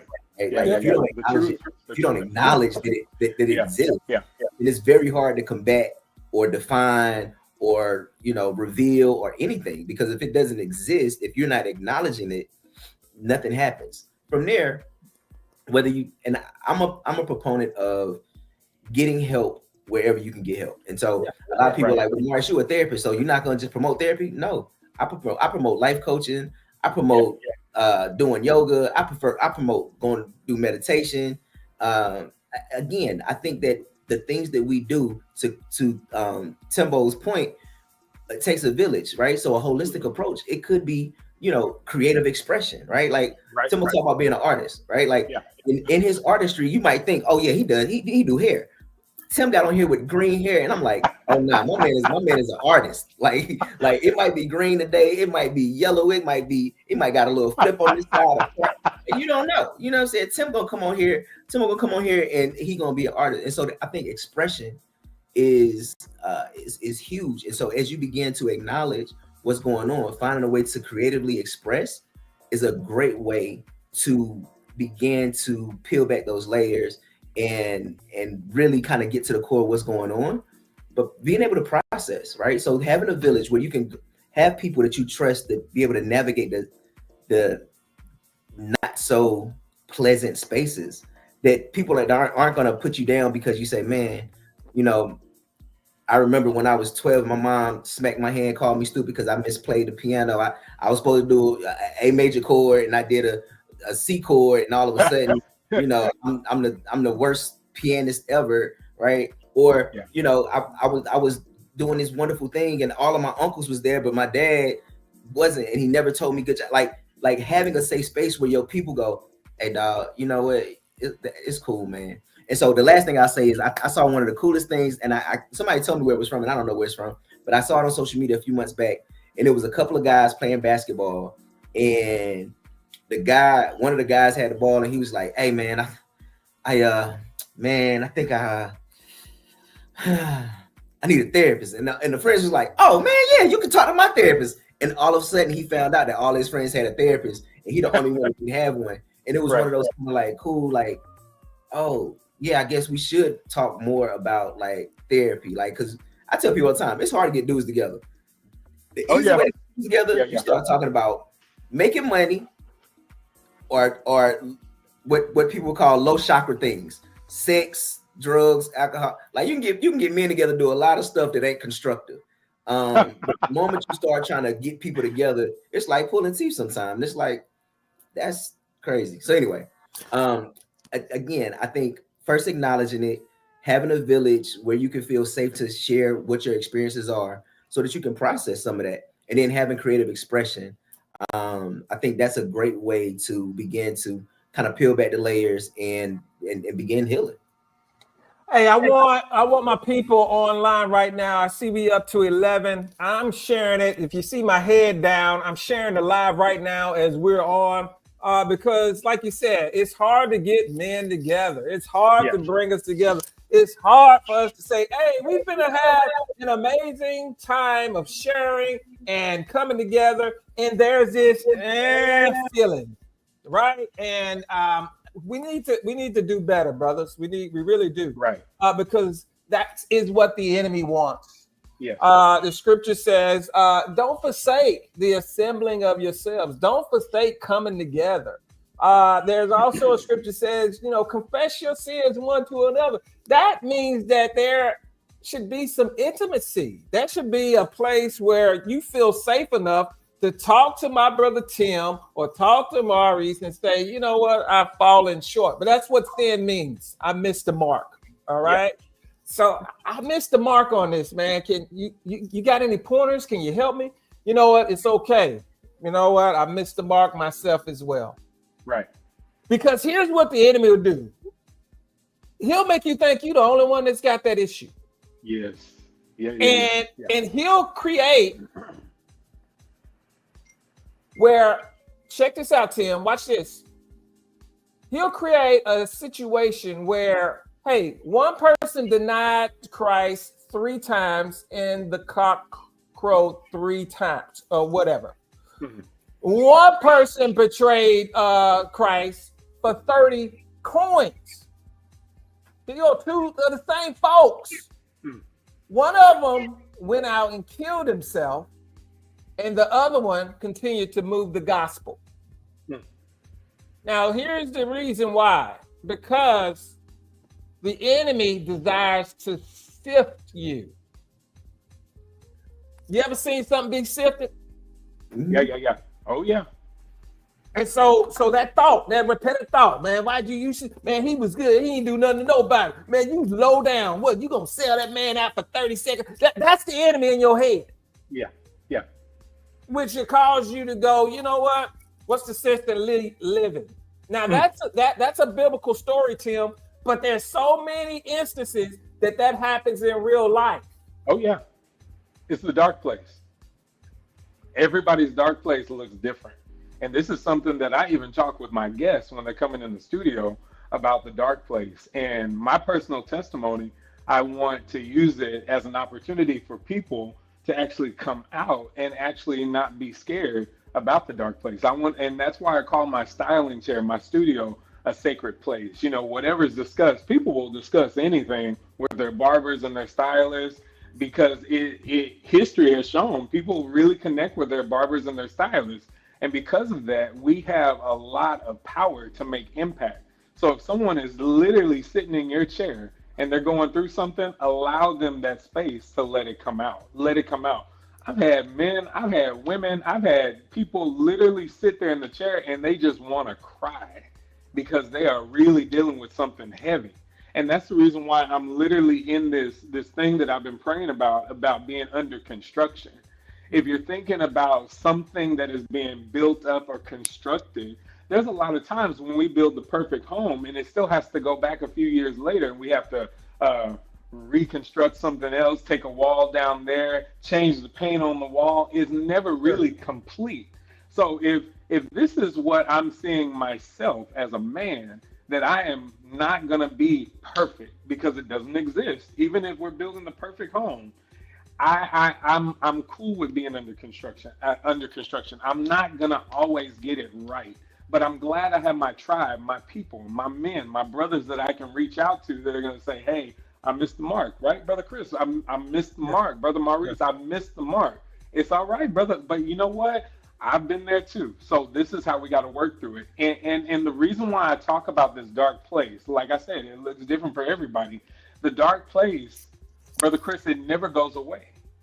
It is literally a battle that happens every single day. So that's why it's so important for us not to worry about yesterday. We don't want to rewrite it. We don't want to reread it. And we don't want it, bro. We don't want to do it. And it's the same thing. We say that tomorrow's not promised to us. So take all that pressure off right now, my brothers. If y'all are listening right now, take all the pressure off.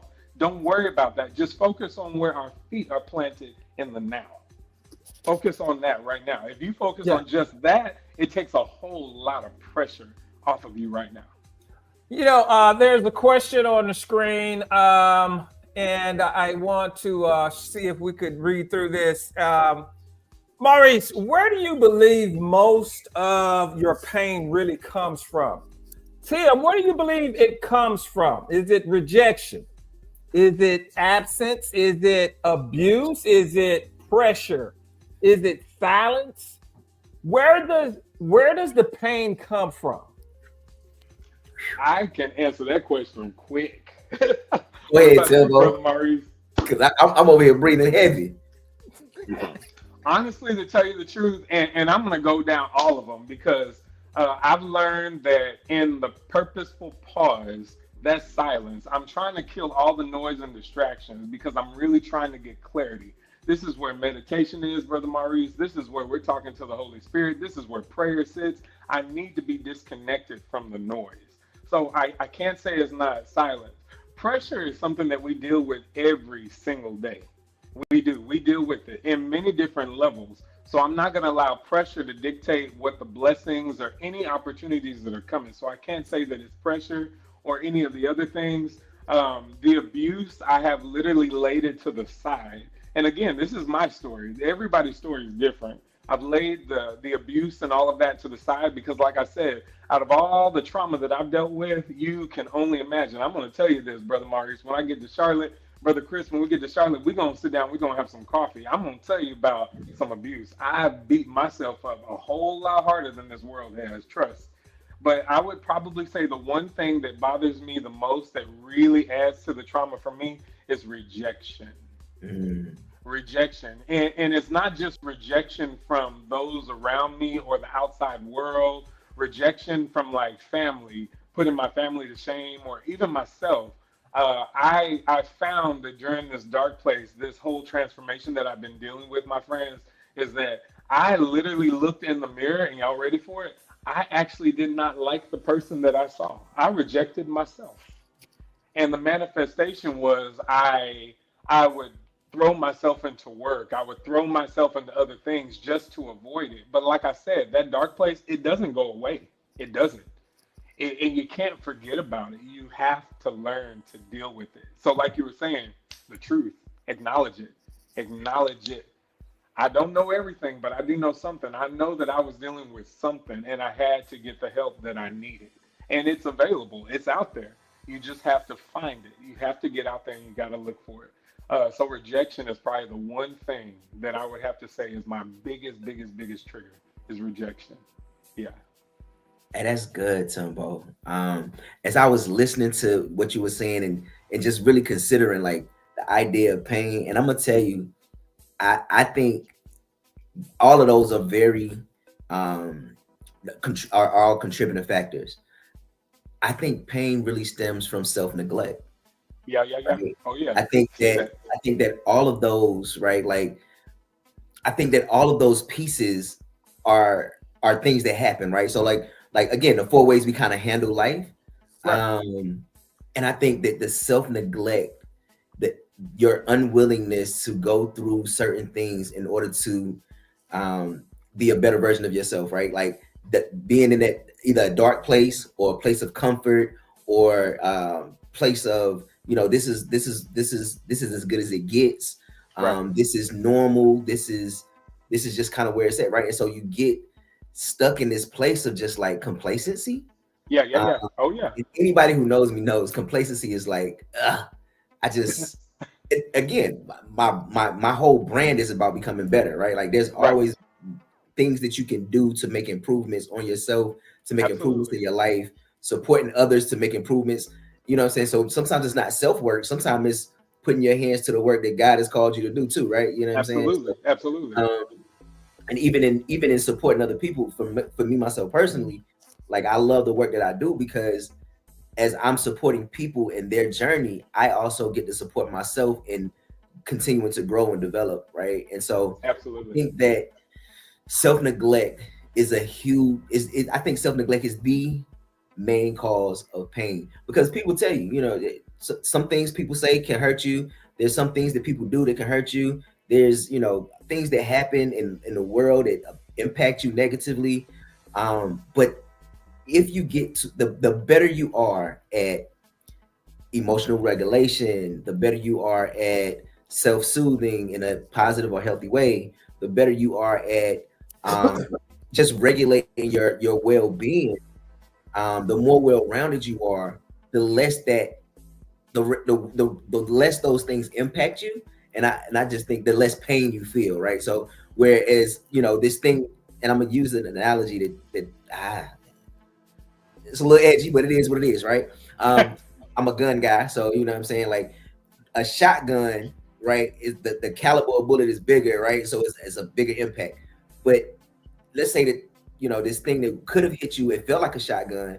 Now it only felt like a 22 because you put a vest on, which might be, you know, you start talking religion and, you know, the breastplate of righteousness, and, you know, you got to, oh my God, you got your sword, right? But in reality, when you start talking about your wellness and how well you wrapped yourself in self-care and being present with yourself, what should have felt like a shotgun hitting you from somebody that you cared about, or from, you know, this negative review or whatever it was, it feels like a pellet gun or air rifle. You know, it feels like a bee sting, because it's kind of like, you know what, they're allowed to have that opinion, right? Like what I did was, you know, for public consumption, in their opinion, they're allowed to have it, and cool, whatever, right? That's right. Whereas if you haven't done that self-work and that self-care and really wrapped yourself in wellness, it could be devastating. It could be crippling to hear or to experience someone having a negative viewpoint of what you're doing, or that negative experience coming into your life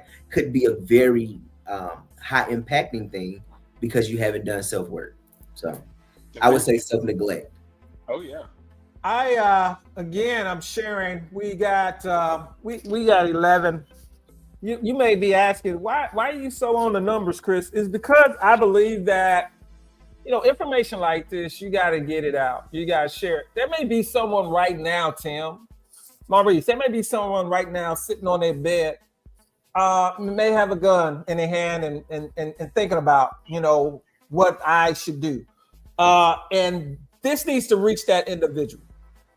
And I want also those that are watching now that you share it to your groups. I mean, I'm in my groups now, and I'm just going straight through. If it stay private, I don't care. I'm shooting through as long as they let me put it through, because I believe that there is a word in this podcast tonight that's going to change somebody's life. I really do believe that.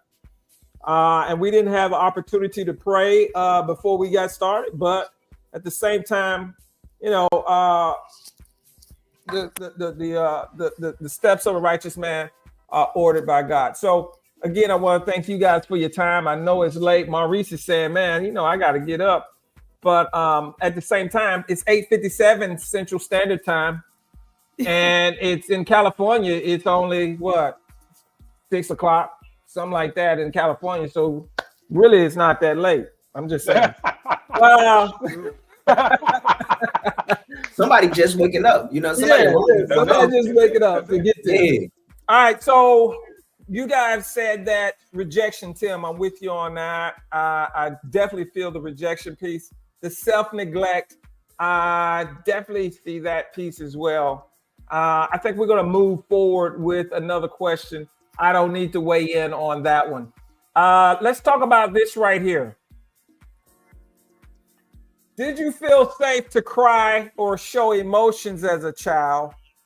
What did you learn about manhood from that? Man, so I'm gonna jump on this one real quick, man. I'm gonna share I'm the bumping knowledge. them in the mouth, man. Wow. Teeth coming out. Teeth coming out. Listen, I share this analogy almost every time I speak on specifically men and how we are socialized. And this is the quick rundown. You get a 2-year-old little girl, a 2-year-old little boy in a heteronormative society, right? I know people got all these different ways that they describe. So I'm talking biological male, biological female, 2 years old, right? They on the playground playing. 2-year-old little girl falls. What does the common community say when she falls and starts crying? Oh, I love it. And you listen, it happens every time, right? Yeah. Oh, come here. What happened? Oh, it's gonna be okay, baby. Oh, and then you coddle her a little bit and you go, okay, you want to go back and play? Okay, go play. You can do it, big girl. Yay. Cool. Nothing wrong with that. Love it. 2-year-old little boy falls, starts crying. What does the common community say? You better suck it up, boy. You better get up. Rub some dirt in it. You better not cry. And at 2 years old, yes, a 2-year-old child quickly learns their social place. At 2 years old, I am not able to nor allowed to cry. Now you compound that over time, and what happens is men who have learned from a societal lens that I cannot demonstrate any emotion, I cannot show that I'm weak, I can't show that I'm hurting, I can't show that I'm failing, I can't show that I feel unworthy. And so you have men that you have young boys who grow up to be men who don't have great emotional intelligence, who don't have a great grasp of the concept of what it means to be a man or a male. The spectrum of maleness is so broad, and so people get into this whole like the term toxic masculinity burns me. I ain't gonna hold you. It just burns me because I'm not gonna do that. It burns me because toxic. In whose eyes is this thing toxic? Now I get there's some extreme cases of men doing things that are just like outlandish, like sure, but even that is a subjective lens of my own idea of what's extreme. Because in certain cultures, what is in my eyes extreme might be absolutely normal for what they experience in their day-to-day life, right? That's right. And so I'll leave that statement because it becomes a lot. Masculinity is a whole spectrum. Like everybody don't show up like He-Man from Thundercats and Superman. Like everybody ain't a superhero in the framework of what that looks like, right? As a matter of fact, it's funny because there was a God, I don't remember when it was, but there was a picture put together of like Clint Eastwood, Arnold Schwarzenegger, and I forgot who it was during that time. There was the like action hero of the time, but it was showing like the difference in like how maybe it was, I don't know. Yeah, I can't remember who it was, but they was showing like the difference in the gun size and the difference in the muscle size, and and then they did the bodybuilders and the difference in what that looked like. Then they did Barbie dolls, right? And then they was like showing like how Barbie dolls have unrealistic dimensions and all this kind of stuff. But it went from like small to big and big. It was so interesting just to see of the times what that looks like, right? And so again, the way we're socialized as people becomes the narrative that we spill. So for me, I said all that to say my mom was very welcome of me being emotional, right? Shouts out to her for that. But also she was very, all right, you got to be a man. So yeah, it's enough of that. like, all right, it's time to move along, right? The rest of my family, the I grew up, nah, that ain't, we ain't doing that. Like, what you mean? You crying for what? Like, all kind of explicative language came from my family members' mouths about boys who cried. And so that's just not what we did, right? It was okay to show anger. It was okay to show some happiness, but it's funny because I remember there was in pictures, like we wasn't out here without showing all our teeth, smiling and being like, nah. When you in the picture, you know what I'm saying? Yeah. You know what I'm saying? Like it's this. There's a movie you can look it up on YouTube. It's clips on it called The Tough Guys. Guys as in GUISE, like disguise, and it talks about the mask we live in and all this kind of stuff, and like this, the masculinity that society kind of puts on guys, right, and what that looks like. And so I think that again, just the way we are socialized, it shows that you have a limited amount of emotions that you can express. Oh man, I got this feeling wheel. Man, it's so many feelings that we don't even know to express on a regular basis. But I tell people all the time, because you're human, you are not exempt from the human experience, which means that all of the emotions that are in you are in you. And if you choose to suppress them, that's on you.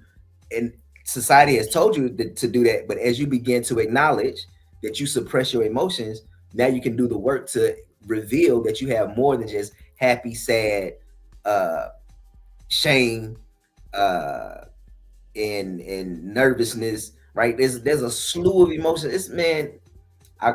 My feeling wheel is in my office. I will pull it up and show you, like, yeah, look at all these feelings you could be experiencing. Then I have another one with faces on it, like emojis, and people like, somebody said to me, like, you show adults this, man, yeah, we talking emojis now. Like, what do you mean? People love emojis. Like, that's the emoji. And so like I have another picture with like emojis that have like feeling expressions, and so front and back. And it's so funny. Like I have all kind of clients that come to my office. I got this specifically this real hood dude that come in, him and his shorty, they having they issues or whatever. And she was like, yeah, he's just not expressive. And he was like, man, let me see that feeling wheel. And so he just started going around like, I feel like this sometime. And then he started talking, and she was like, well, why you never said that? He said, because you don't listen. Hey. It's one of those things, right? So anyway. And Brother Maurice, just to piggyback off of that, I remember back in the day when I was growing up, and there was a saying, they're like, if you couldn't find the words, you got to find the song. So a lot of times I feel like back in the day, a lot of brothers, they were talking, they just couldn't find the words. You know what I'm saying? And there was a whole slew of songs. Maybe he was trying to talk to his lady. He was just like, I love her, but I don't know how to say it. So let me just find the words, So they would find Luther Vandross. They would find all sorts of love songs out there. Lenny, come on, Lenny. Lenny. What was that? Girl, I love you. He just couldn't get the words out, but he found the song. So I honestly feel a lot of times us brothers, maybe we just can't find the words. Maybe we need to find the song. Or, Brother Maurice, we got to find the emoji. But there is some form of communication that is happening. We just have to zone in and pay really close attention to how it's being shared. I honestly feel that. I like the emoji. I really do. I want to encourage that we continue to share, guys. We've got some great content that's going on tonight. These men are being vulnerable, transparent. We have Mr. Maurice Harvey, who is the mental therapist. He is the professional. And then we have the motivational coach and inspirational artist, Mr. Timbo Mack, in the building. He does a podcast almost every day, which brings you to a higher place in your thinking. And then, of course, I am your host tonight, Mr. Brand Kage, personal branding and brand and marketing specialist. We got a question on the screen, guys, and I want to go ahead and address this. Stacy Danielle, thank you for your question. Stacy asks, with respect to fatherhood, How can men promote emotional expression with their children in a healthy manner? Oh, that's a good one. That's a good one. That's a good one. With respect to fatherhood, how can men promote emotional expression with their children in a healthy manner? That is a three-chorded question because, I'll try to take a stab at this and then I'll give it to you, Tim. What I would have loved to see, and I see this as an expression. You see Jesus, and he is about to be baptized by John the Baptist. Mm-hmm. A dove ascends, clouds open up, boom, spotlight on my boy. Mm-hmm. This is my beloved son in who I am well pleased. So number one, I believe affirmation, what we speak over our children as fathers, very important. It's one thing to come from mom. Mom gonna nurture. That's it. Absolutely. And you got this 200 something pound, 300 something pound linebacker, and they interview him after the football game, and he says what? Hi, Mom. Now wait a minute. Mom went out here with you throwing this football around. What are you talking about? Hi, Mom. What about me, son? I'm the one. But what we need is for the fathers to step up their communication game. I believe that is a great expression of healthy promotion and emotional expression to the child. I say affirmations. Tim, it's on you. Me, to add to what you were saying, Brother Chris, I echo and I definitely concur with everything that you're saying. As a father of a daughter, I proudly say that I am a girl dad. I am a girl dad through and through. My princess, my baby, that is one of my greatest assets. And I tell her that every single day. And I would probably say the one thing that I have learned through this entire process is being very vulnerable with your children. Allow yourself the space to let them see you make mistakes, or I like to call them discoveries, and get out of them. You know what I'm saying? Especially with my daughter, one of the biggest fears that I had is I didn't think that she was listening to me. I did not think that everything that I was saying was resonating or she was understanding me. Maybe I felt like my delivery was a little bit too harsh because that's just how we're designed, brothers. That's how we're designed.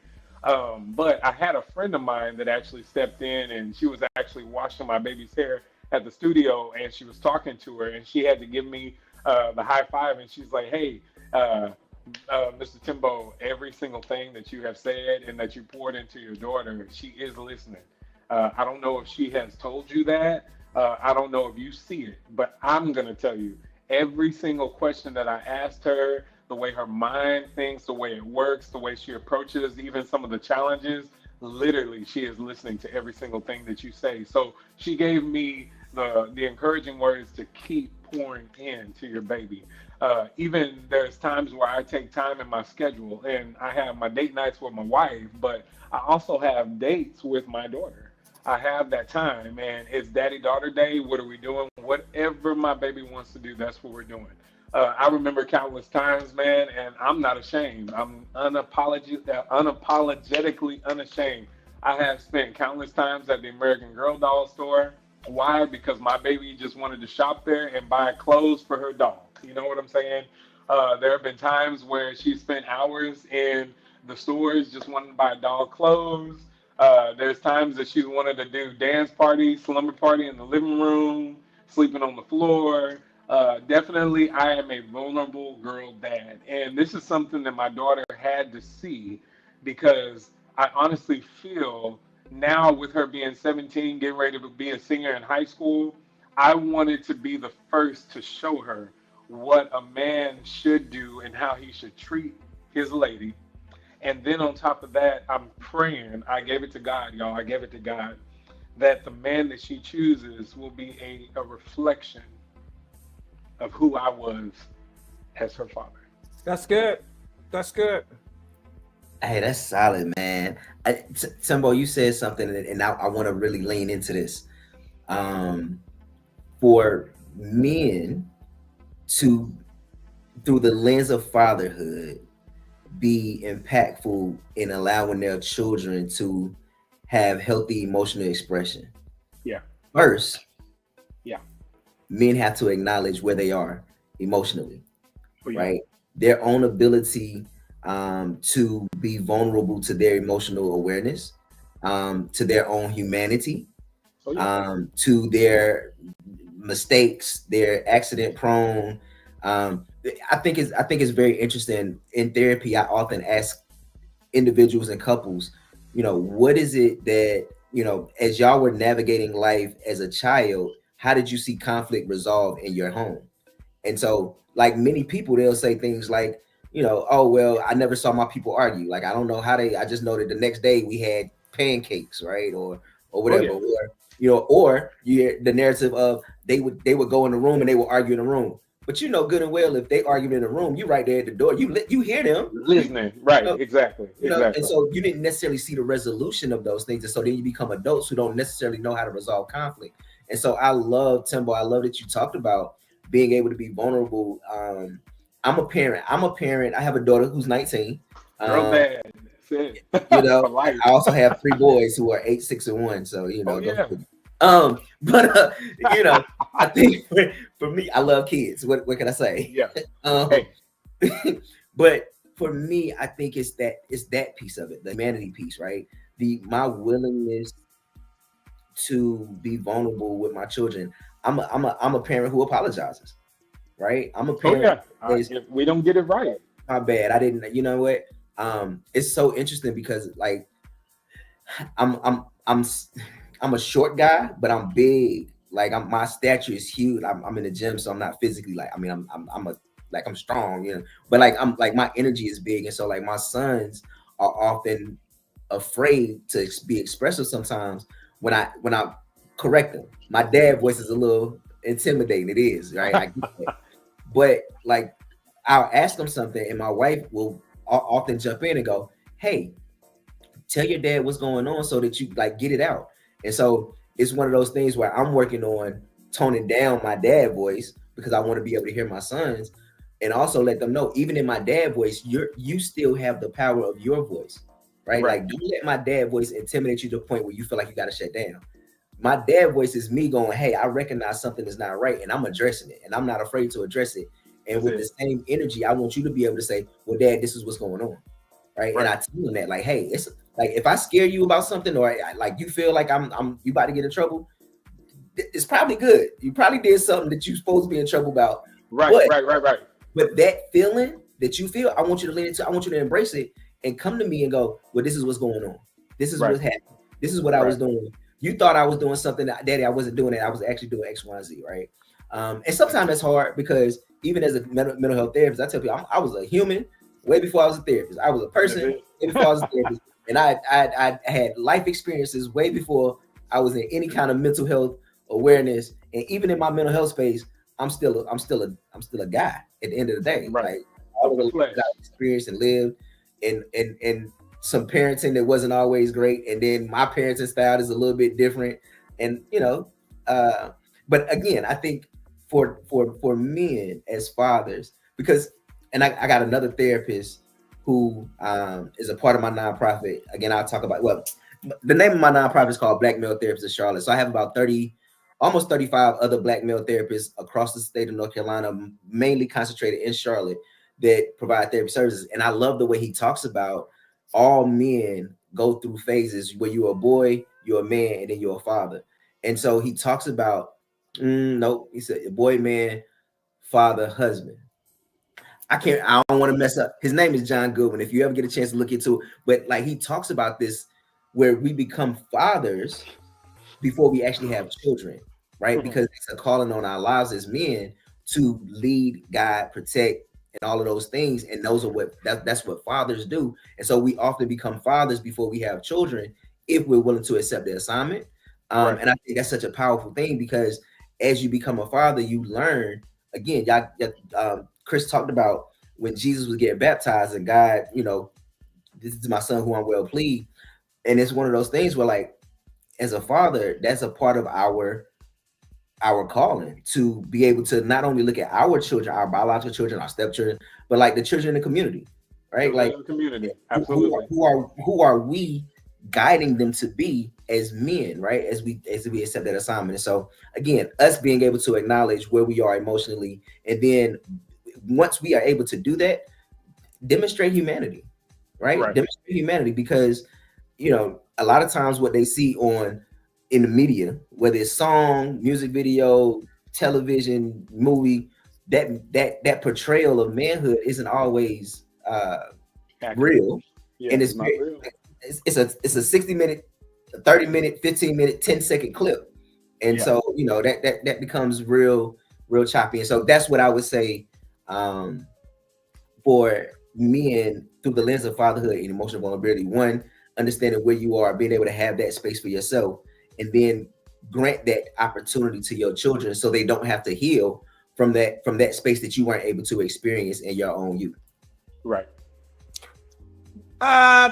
We got 7 people on the line, and I want to see if we can get that back up to that 10 or 14. I need y'all to share it out right now. We got Mr. Maurice Harvey in the building from Charlotte, North Carolina, mental health therapist who has a real couch for you to come into his office and lay down and play with the emotion wheel.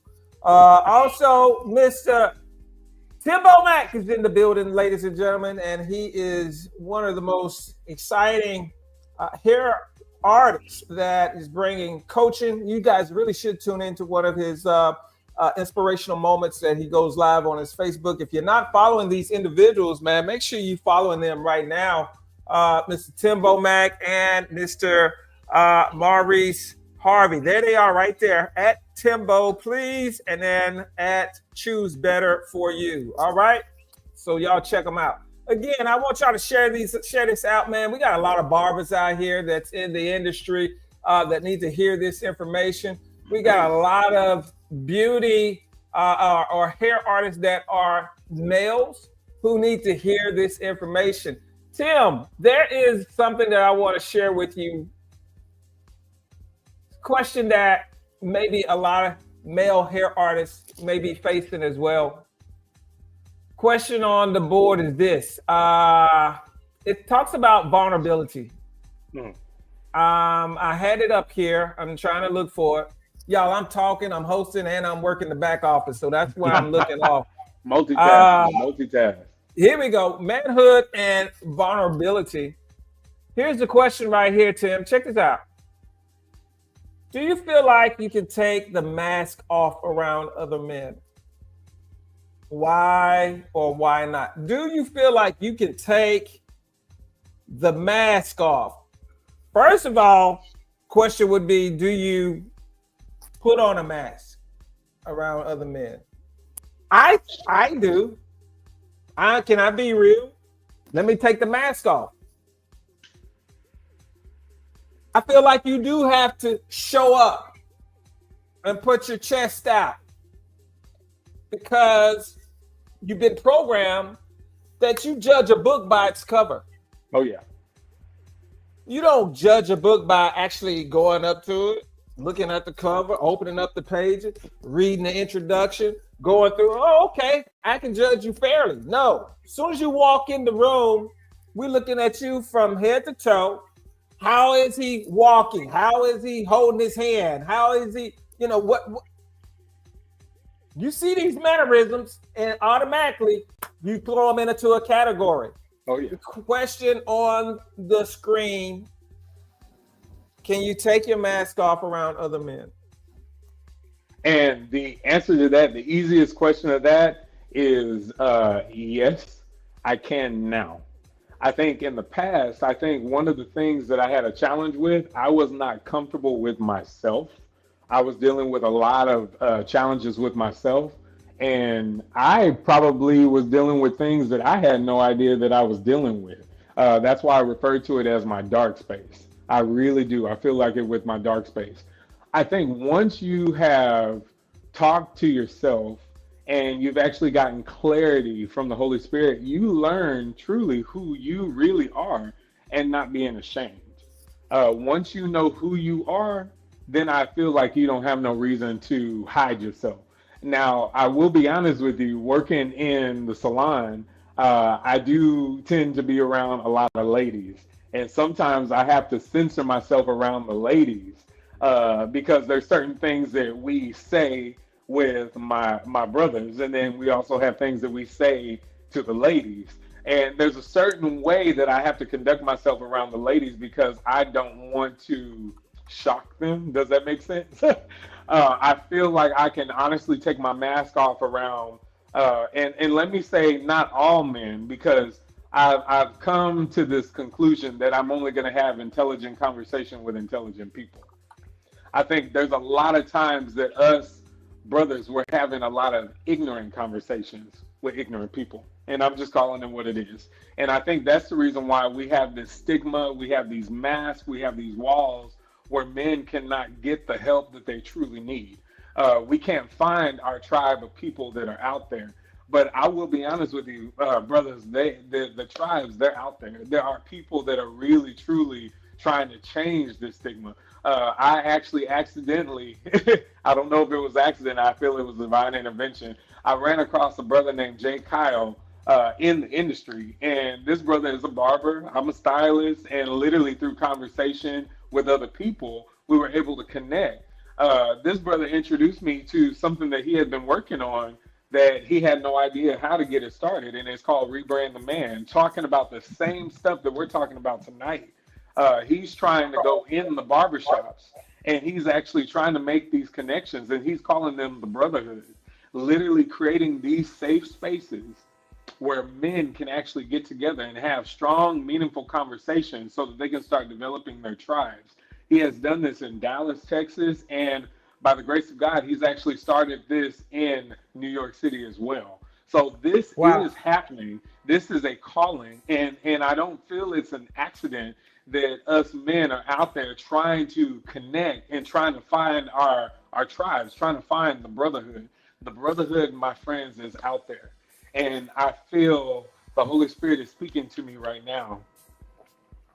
There is somebody on the call right now. There's somebody that is actually listening right now, and he is actually trying to find his place.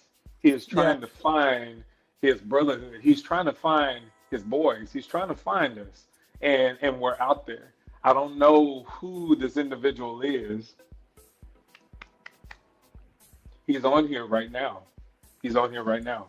So here's, and this is what I feel. Right, I feel this too, Tim. I did do this because I felt that just now.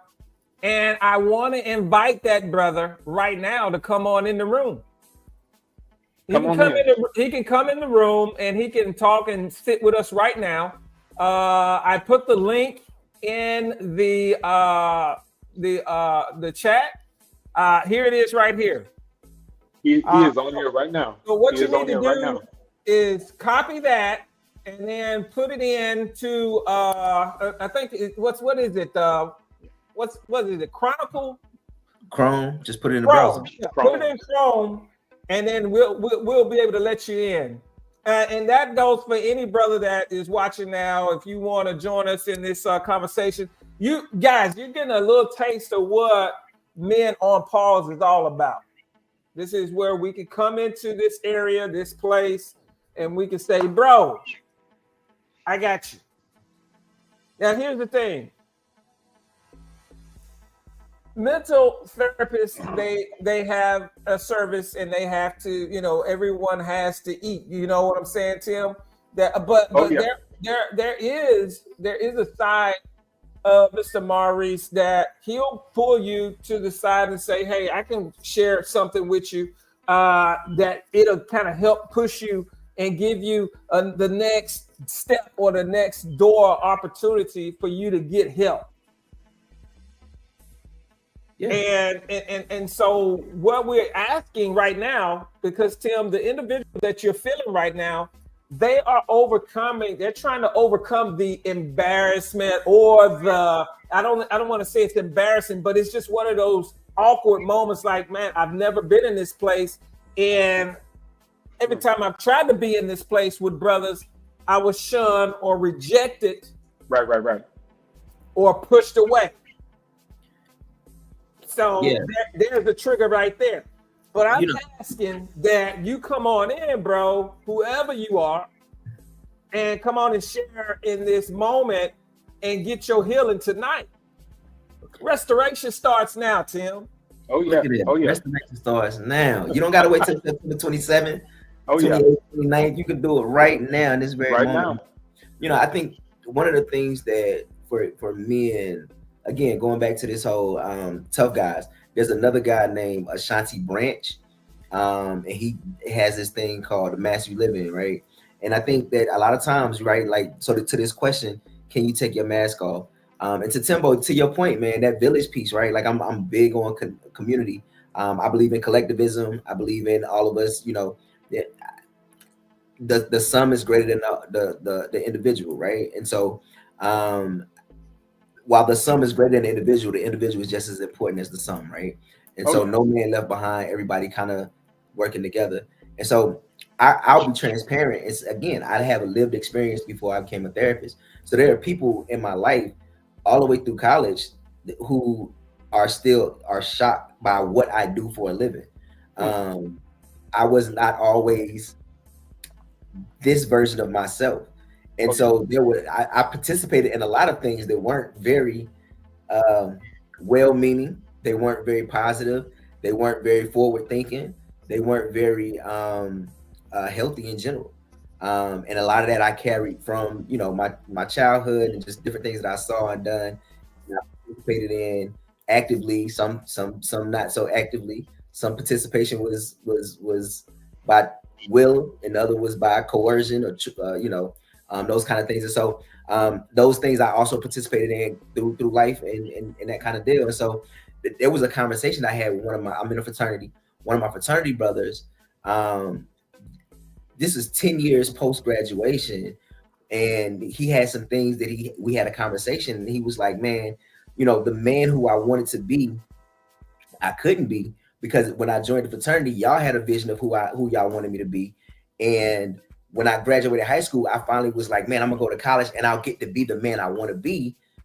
And he couldn't, because he was socialized by the fraternity to be a certain way. And it wasn't until 10 years after he graduated that we were able to have a conversation, and he shed light on things that I personally know that I participated in that did not align with who he was and what he wanted to do with his life. And I had to apologize to him, right? Like, and it was like, man, I wish you would have said something 10 years ago, right? Like when it was happening. But again, I understand too how small you feel in a room full of men who are encouraging certain behaviors that don't align with who you are, and how easy it is to just follow suit, right? Like I recognize that because I lived in that space. So I know exactly what that was. And I hate that I did that to him. And so we had a conversation. I mean, of course, we don't, no bad blood, that kind of deal. Like we literally, that's my man's. And so we've been able to have different conversations. And now, thankfully, I get to watch him live. Like he's glowing more than he ever has. He's living his best life. Like he's always been amazing, always been likable. But like now, like you can tell, like he's actually living his truth. And that's just so beautiful to see, because he's being who he wants to be. He's being who he feels like he's supposed to be. And it's the purest form of adulthood is walking in where you feel, where people can see that you're walking in what you feel like you're supposed to be walking in. Right. Like that's the purest form of adulthood, in my opinion. Like people being able to see that, man, it's beautiful. Amen. I like that. I don't think it's our job to judge anyone, Tim. Right. Maurice, I don't think it's our job to judge anyone.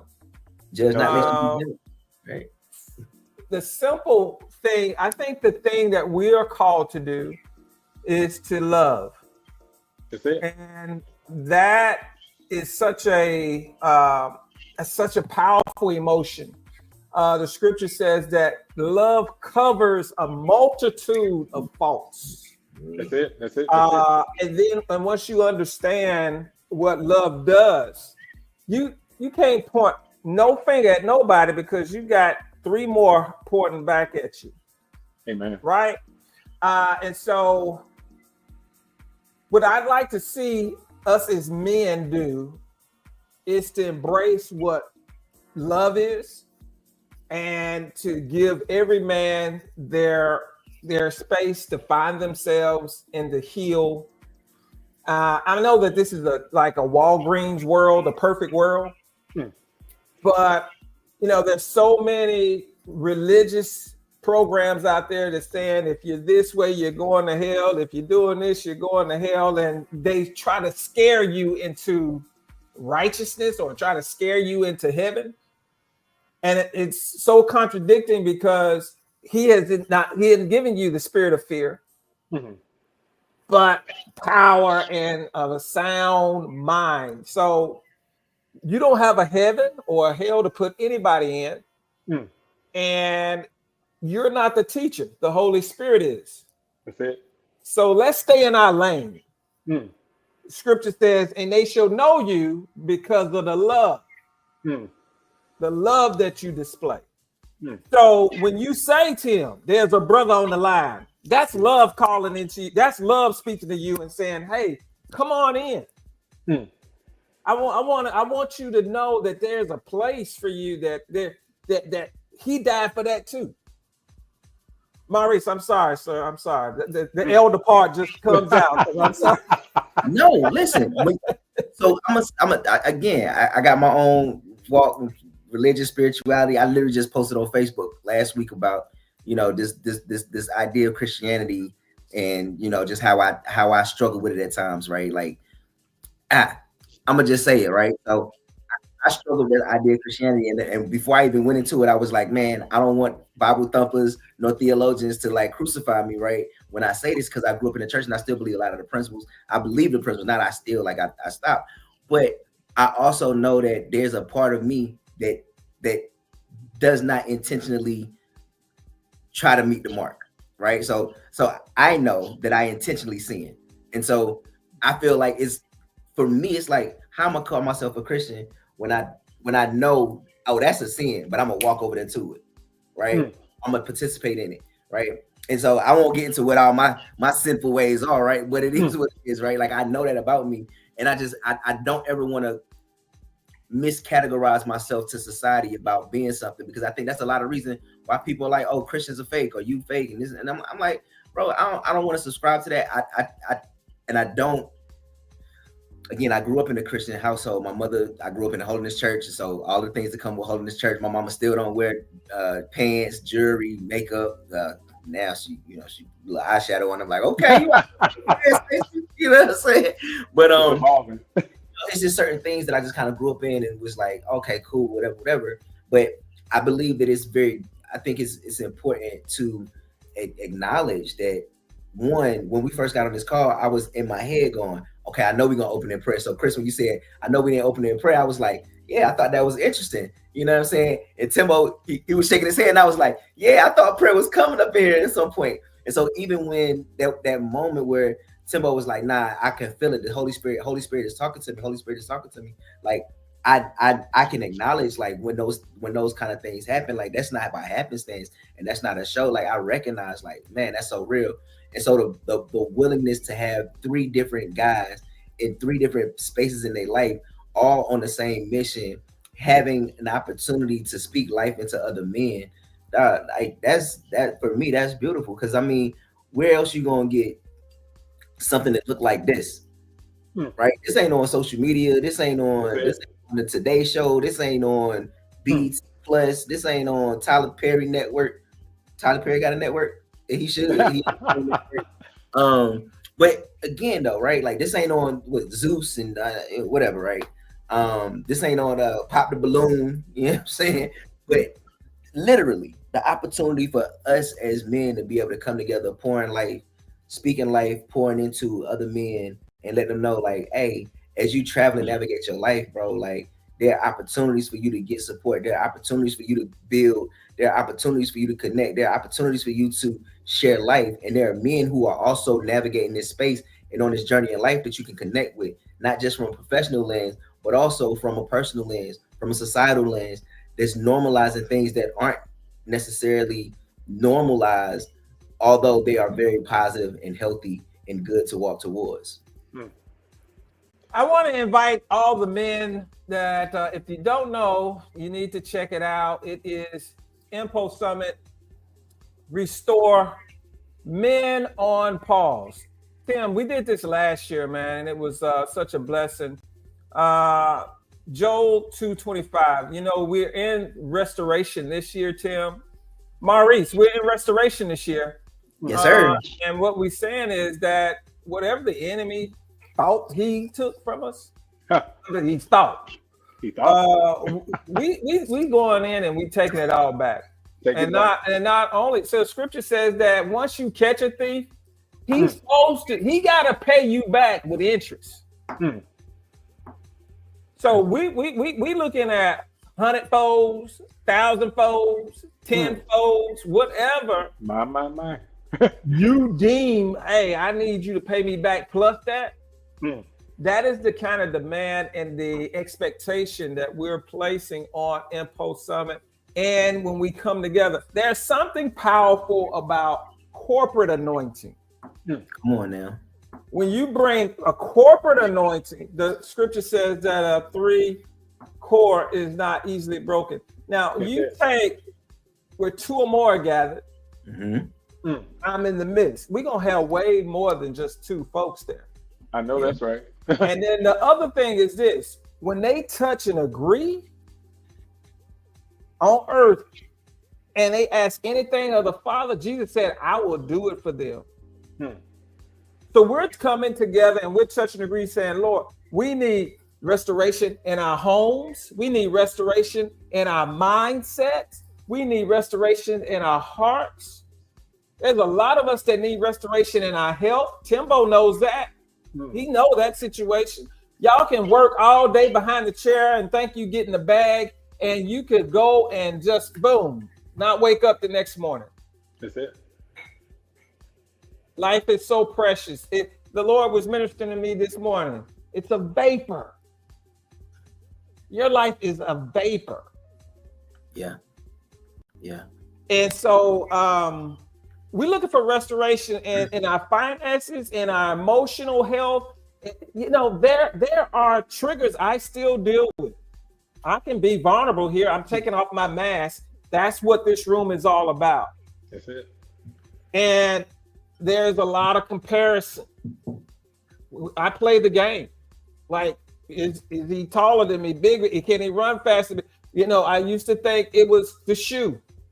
That's why he can beat me running. So, Mama, I need you to buy me some Nikes because these Cougars ain't making it. If I had Nikes, I could possibly beat them. This is programmed. It's not the shoe now. Now you think it's the check, it's the bank account, it's the, you know, what I need to do. We still play these childhood games. Maurice, am I telling the truth? Hey, you speaking facts, man. Because again, the things that we experience earlier in life are the foundation to the building blocks that we continue to put on top of. It's like math, right? 1 + 1 is 2 until you get to geometry. Then 1 + x = 2, and it's like, okay, x = 1, right? And then you build, right? You learn the ABC song before you go to school, just so you can start putting words together, right? You put letters together so you can put words together. Then you put words together so you can put sentences together. Put sentences together so that you can then articulate a doctoral dissertation that's going to get you a doctoral degree so that you can be a doctor, right? Right. But the foundation of it is what you learned before you even got into school. And so if that concept remains true, how can anything that we experience in life not also be foundational to how we experience life as we continue to build through what we experience, on and on and on. And so, yeah, earlier you talked about comparison, and it was before we really started getting biblical. And I try not to. Again, I go to the church. So, like, when you start spitting scripture, I'm like, oh, I can go with that. Yeah, we can go. Yeah. But because comparison is the thief of joy, right? And so when you start talking about that, right, it's like one of those things where it's like, man, as you start looking at another person and comparing their experiences, that's human, right? Like it's not like, oh, you like terrible of you to make a comparison, right? Because that's you there's a part of that socialized where you are supposed to measure yourself according to, you know what I'm saying, not only what you do, but what other people are doing. That's how you know where you fit in, right? Like there's this kind of like, as dope as Timbo is as an artist, right? Like he looks at where he was 10 years from now, from, you know, he looked 10 years back and go, okay, that's where I was at in my artistry. This is where I'm at now. But he might have somebody who was like, and comparison is not always like when you start talking about jealousy, right? Like I'm not talking about that level, right? Like I'm talking about like literally looking at, okay, this person was my mentor and I want to get to their level, right? And so as you navigate in that space, that sometimes that comparison is not just like the thief, you know what I'm saying, like losing that joy. It's sometimes it's just like you get stuck in that place.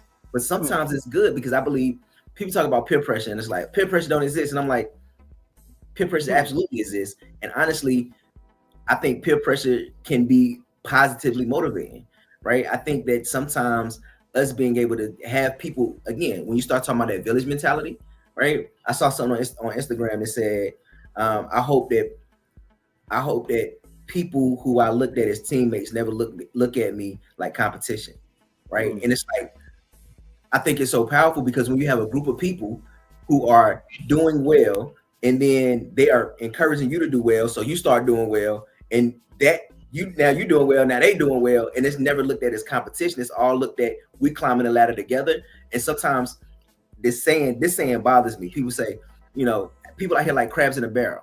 Oh right? yeah, a crab in the bucket. Oh yeah. But here's the thing though.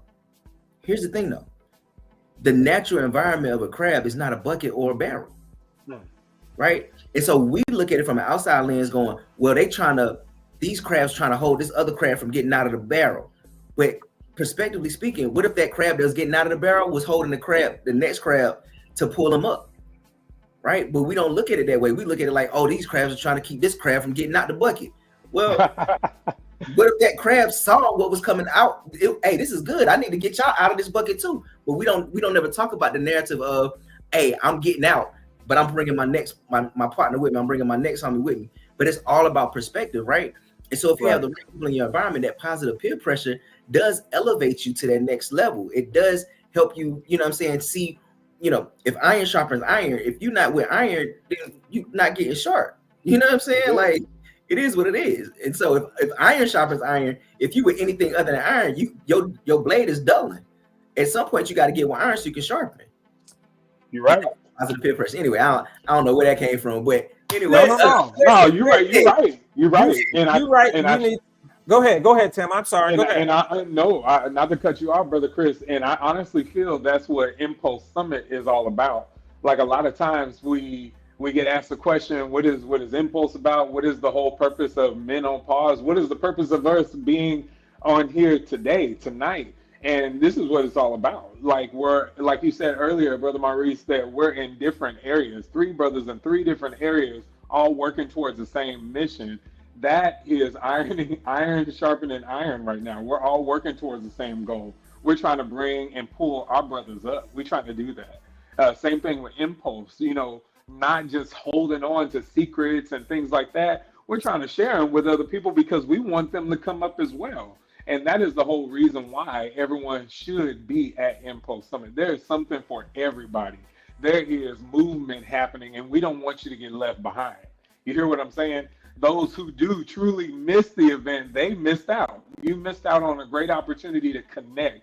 Like I said earlier before, as a stylist, literally working behind the chair, barbers that are out there, we're literally chasing opportunities and chasing services and things like that. But we forget about the one common goal, and that is connecting with them. Because if you connect with someone on a level like that, a deep level, sometimes in the studio, I tell people, let's go deep, y'all. Let's go deeper. You know what I'm saying? When you connect with someone on a deep level, you don't have to chase nobody. You got them. They're there, no matter where they are. I want to do one. Well, I got 2 things I want to do. I want to give us a quick break because something is calling me. And I need to get some more water. I want to give them an opportunity to look at what this Men on Pause looks like with a commercial. We're going to come back and we're going to cover our last topic for tonight. Guys, I could do this all night with you guys. I don't know if you understand, but TikTok lets you run all night long, and they keep bringing people into the room. So it's not really about, recording the live or just having the live for later, but it's about joining the room now and just getting that experience. I wanted to and still invite that young man that you felt, Tim, was being led, like, you need to come in the room. I asked Nathaniel as well to come in. He had some great comments earlier. I don't know if he's still in the room, but if you want to join men, if you want to join, you're coming in, you want to join this room, you can. The link is right here. All you got to do is copy and paste it to Chrome, and then we'll let you in the backstage, and you can come up to the floor as well. Guys, we're going to take a commercial. This is about 2 minutes. Get you some water, reset. Maurice, I'm gonna let you go, bro. I see you getting tired. I'm gonna let you roll with it. No, I'm here. I want to talk about this last thing because it is so important as well that we cover this before we leave, and it is relationships and marriage. Woo! We coming back to that, ladies and gentlemen. Hey, y'all better get your seatbelts on. Tell everybody you know that the Men on Pause is in the building. Share it, like it, get it out. We got another hard 30 minutes that's gonna come and bring some enlightenment. Don't y'all go away. We'll be right back after this commercial right here. Stay with it.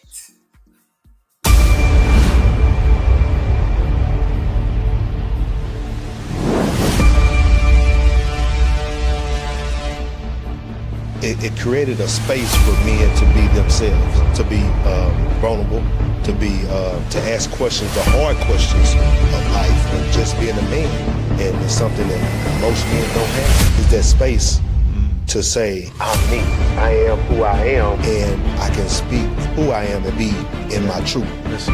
It was a very, very informative session where men were very transparent about their feelings, which men normally don't expose because we're taught, suck it up, it'll get better, you better not cry. If you do, you're a sissy. It was a safe place in which we could say exactly how we feel, specifically about our relationships with our wives. How do you feel? How do you feel? My father, I know he loved me. This the man I looked up to all my life. Of course, he told me, good job, son. Why is it so hard for men to express their feelings and their emotions? He told me he loved me occasionally. As we're young, we model. We take these things in, and we see other men not express their emotions. I'm dead. That's how I make it today. Whatever. I gotta get through. That's what we continue to do.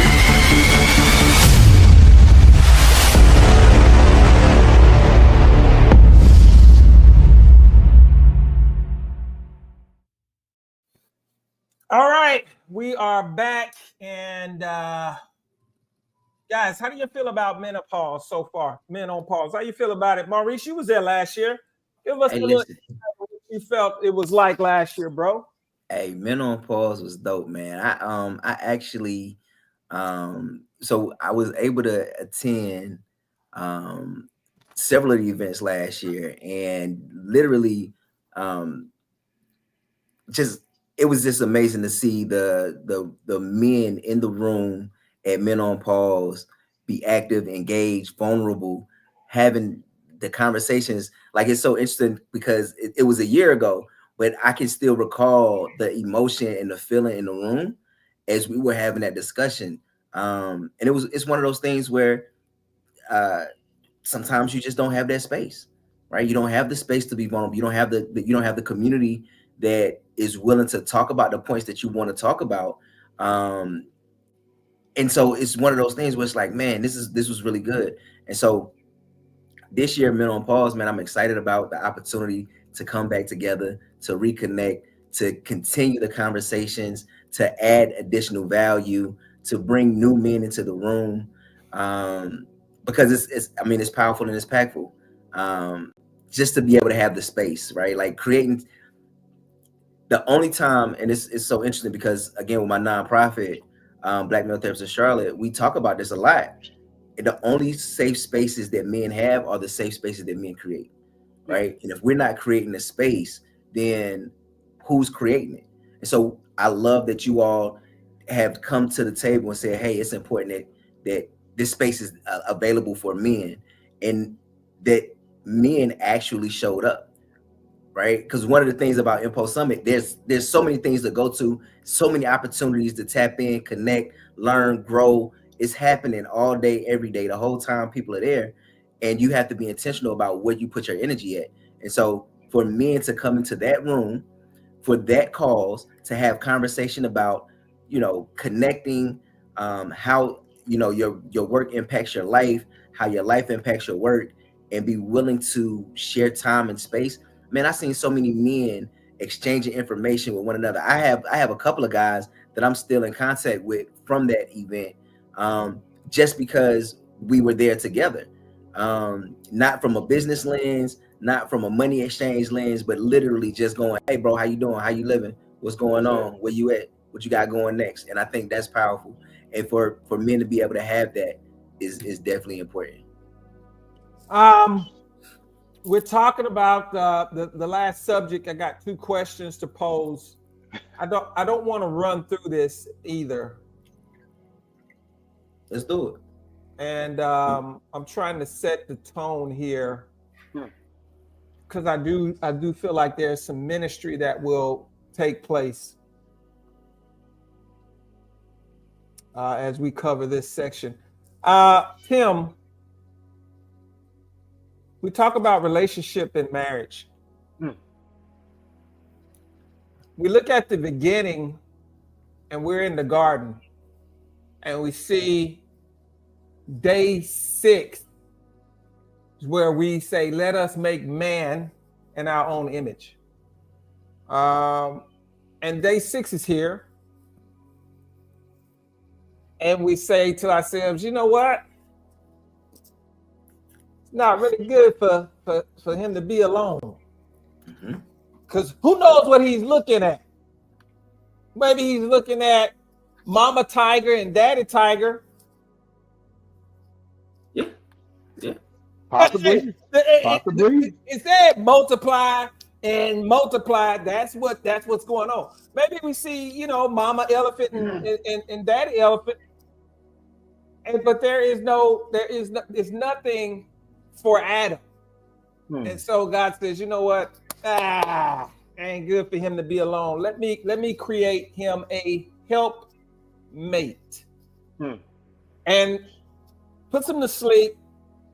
He extracts his DNA. He extracts a rib and says, boom, let me create woman. Adam wakes up and says, whoa, man, that's fine. He said, whoa, man is created.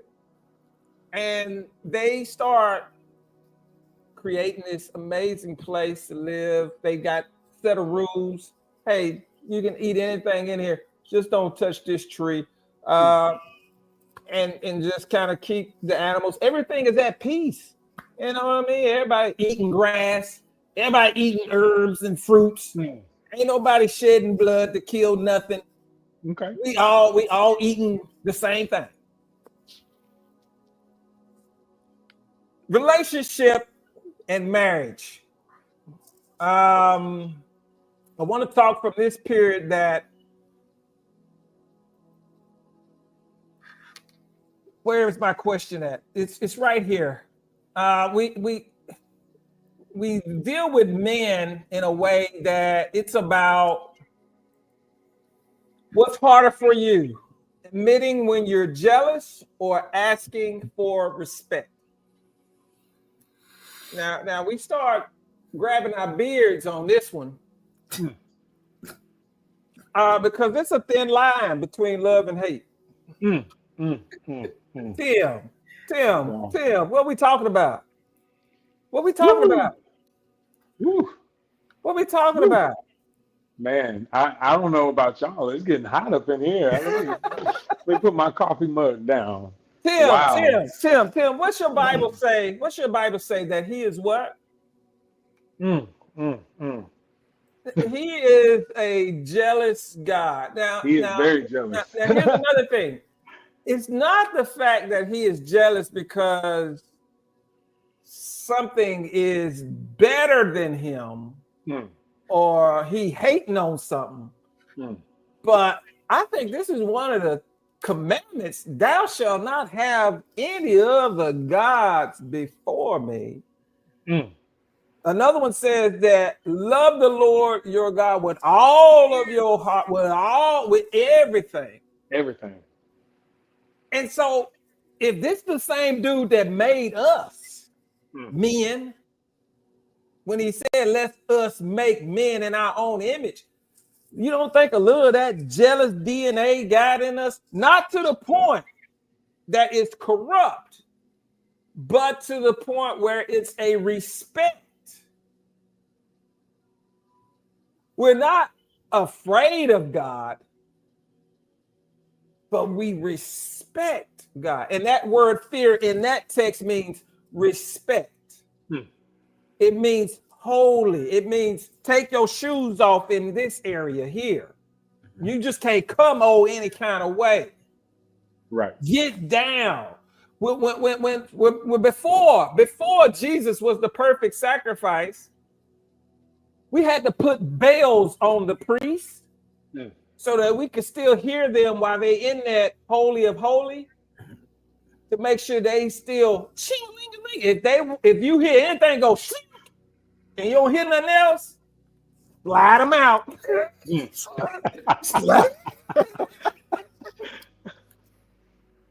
He did something wrong. He done messed up.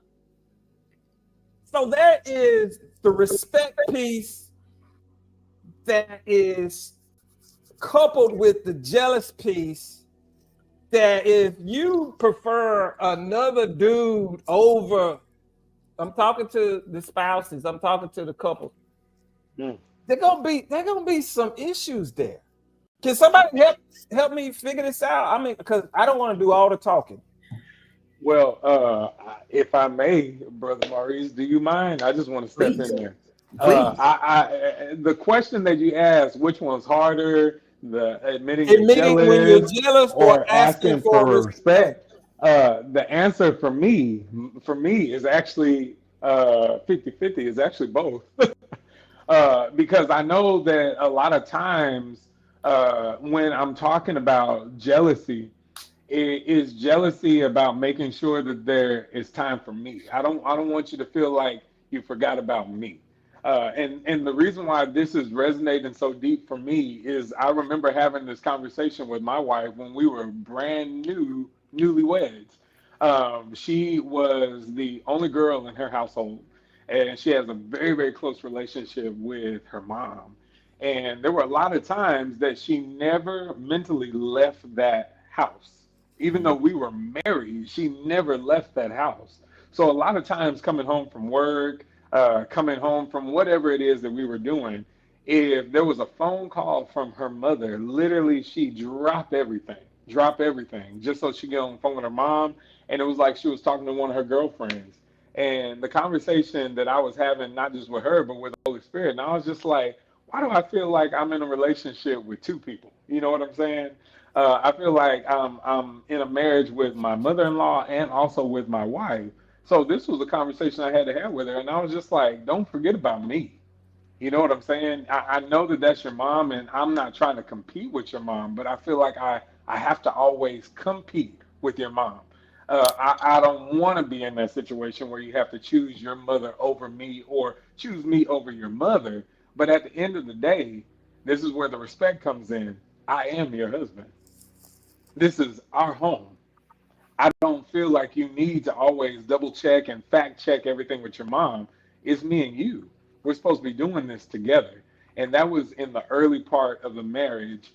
This is something that we had to sit down and have the conversation about. And I'll be honest with you, that has been one of like the biggest takeaways in marriage. And I feel that a lot of times that people are dealing with that in their relationships, that they do feel like they are competing with something else. And this is where communication is so important. And this is where you have to be very, very vulnerable and honest from the beginning. What is the expectation that you have in your relationship, in your marriage? We have to set aside time for us. I'm not saying take you away completely from your mom or take you away from your sisters or your brothers. There has to be time for us. And this is something that I actually received advice from my tribe of people, and that was my pastor.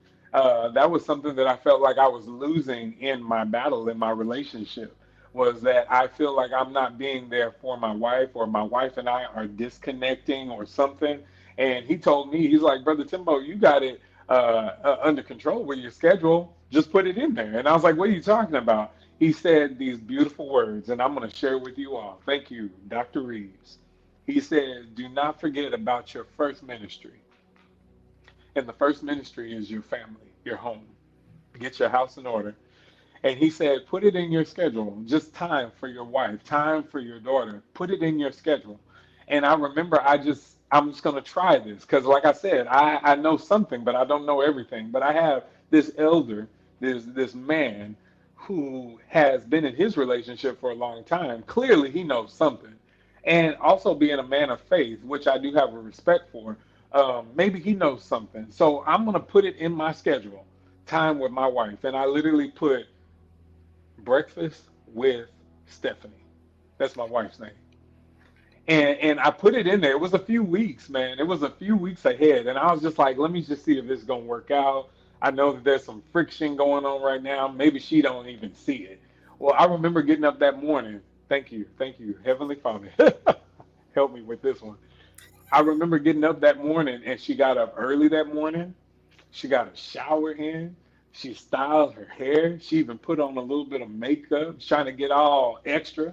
And I'm sitting back, and I completely forgot about what was going on. And I said, "Girl, where are you going?" And she's like, "We're having breakfast today, aren't we?" And she had a big old smile on her face. And I was like, "Gold, boom."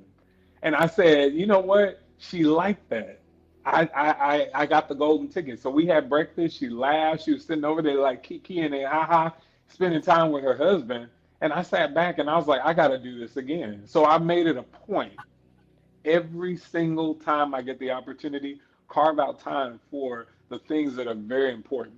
And my relationship with my marriage and my wife is very, very important to me. I have to carve out that time. So it's in my schedule. It is a standing appointment. And it's the same thing with my daughter. It is very, very important to me that she and I have a very, very strong relationship. So I too have to carve out time for her. But this is the piece that I don't want any of the brothers to forget about. That same relationship is being led under new management. I'm no longer being led by just Timbo. I'm being led by a higher power. I'm being led by the Holy Spirit. So I too, in my relationship with my Heavenly Father, I carve out time every single day, my brothers, in the morning. People think I'm crazy when I say this. I have to get up early in the morning, not to just to see the sun rise, man, just to spend time with Him, just to get my mind right. Because the day I don't know what it's going to hold for me, I don't know what is to come, but I want to be shielded from it. I want to be shielded from it. And the only person that can do that is my Heavenly Father. So I have to start my day with Him, and I have to end my day with Him. And that has been pretty much the best anecdote and the best ingredient of my relationship and my marriage with my wife and also with my daughter, is making sure that I put Him first in every single thing, even if it seems like it doesn't make sense to me. We said it earlier, that's not my assignment. My assignment is not to question Him. My assignment is to follow Him. And literally, He has not steered me wrong, especially in these past few years, my friends. In the last few years, I have seen what it is that He can do. And the best thing that He has always told me in these past few years, my brothers, stay quiet. I don't want you to speak. I want you to see what I'm about to do in your life. I want you to see it. There's times where I'm like, shh. That's all I hear Him say. Brother Maurice, literally, shh, stay quiet. I don't want you to speak. Listen to what I'm trying to tell you. I don't want you to speak. I want you just to see. I want you to watch what I'm about to do. And Mhm. let me tell y'all something. Literally in the past 2 years, 2 years, when I made this adjustment, when I've started looking at things from a total different lens, he is real. He is real. And that's why my faith has been increased. That's why my faith is so strong because I have physically seen what he has changed in my life. And the best part about it, too, is not making the changes in my life, what he has been doing with other people by just encouraging them. I have now pushed myself in becoming more of a disciple maker, Mhm. not just in my life, but in other people's life. So, Brother Maurice, yes, that crab mentality, man, I'm the crab that's getting to the top of the bucket, and I'm definitely reaching for my brothers and pulling them up. I'm pulling Come them on, up. man. I'm pulling Yeah, them up, pulling them yeah. up. And like I said, I don't know everything, but I do know something, and I do know my story because I'm currently writing it. My story right now, I'm writing it every single day, Mhm. every single day. My brother that is on this call right now, I know you're still here. I know you're listening. I know you're here. I know you're here. Um, take that pen that you have, start writing that story. Come on in. Come on in. Come on in. Mm. I know you're Mm. still listening. Mm. I know you're nervous right now. I know you're nervous, but this is what we call a judgment-free zone right now. It's a judgment-free zone. Uh, we're not here to even judge you, because let me tell you something. I don't have the authority. We don't have the authority to do that. We don't.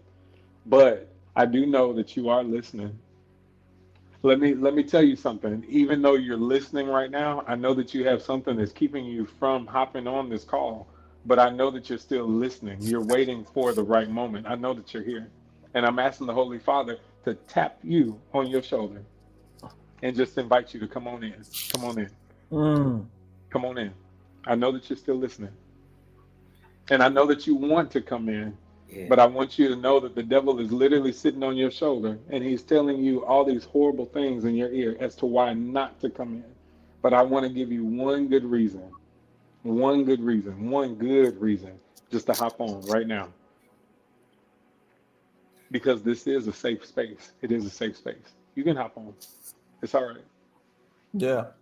Yep. Uh, Maurice, what you thinking about, bro? Man, what's harder to admit when you're jealous or to ask for respect? I don't, it's a toss up. For me, I don't know that either one of them are difficult. For me, right? So, and when I think about when I think about me, like I don't think either one of these are hard because I'm really emotionally aware and I'm a communicator. So I speak from a place of like emotionality while understanding logic and rationale, which makes me vulnerable. It's easy for me to be vulnerable because there are times where I am less affected by people knowing my truth because with my truth, you can now make decisions for your life, right? Right. So if I say something about me that's my truth, your experience with my truth allows you to move how you choose to move, right? You Move. at least Yes. you know who I am and how I am and what I got going on. And My so based standard. on that, now you can now decide how you will participate in my life, right? Yes, And sir. so um for me, those are very easy things to express, right? Like, hey, I don't like the way this is lining up. Like, I don't like that you spending time over here, or Timbo, I love I loved it when you said, hey, don't forget about your husband. You know what I'm Don't forget saying? about Like, me. hey, hey, hey, we said I do. Like, Yeah. I need your I do to show up now. Like, Right. Right. anyway, I need your I do to show up, right? Um, Respect, right? Like Oh yeah. I think respect is the foundational building block of relationships, Oh yeah. whether it's romantic or platonic.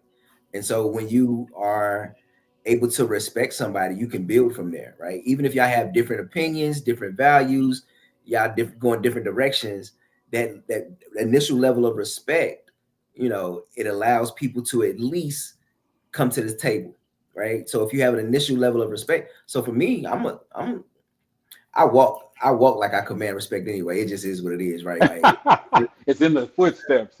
yeah, it's a certain respect. I'm just Yeah. gonna kind of command that anyway.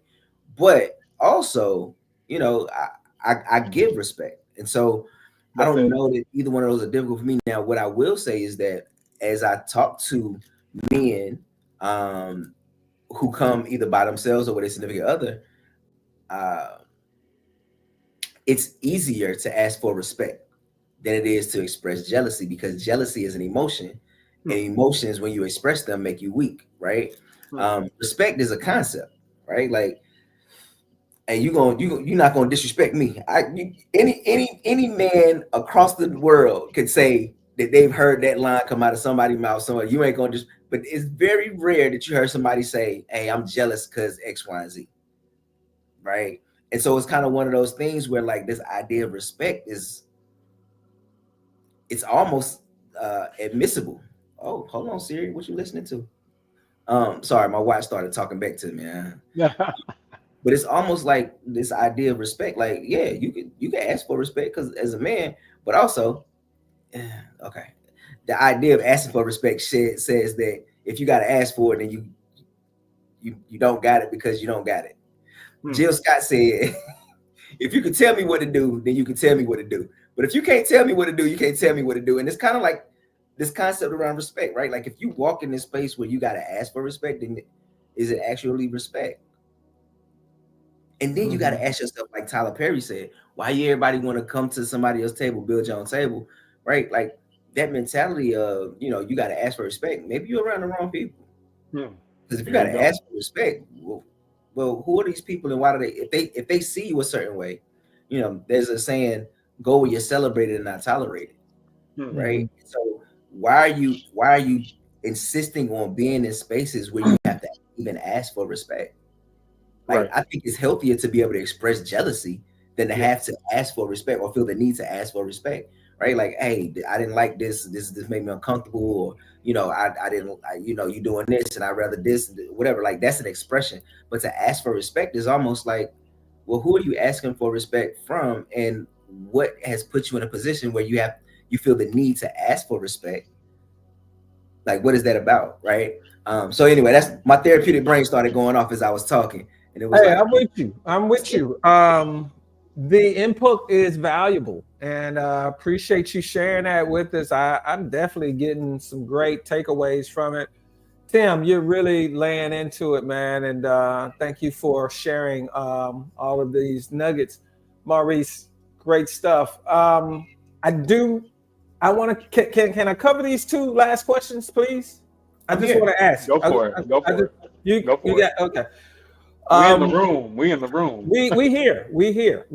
And regardless to what that number says, it doesn't really matter, because if the one person that needs to see this sees it, and we've done our job and we help shift their mind or their thinking. So all glory to God.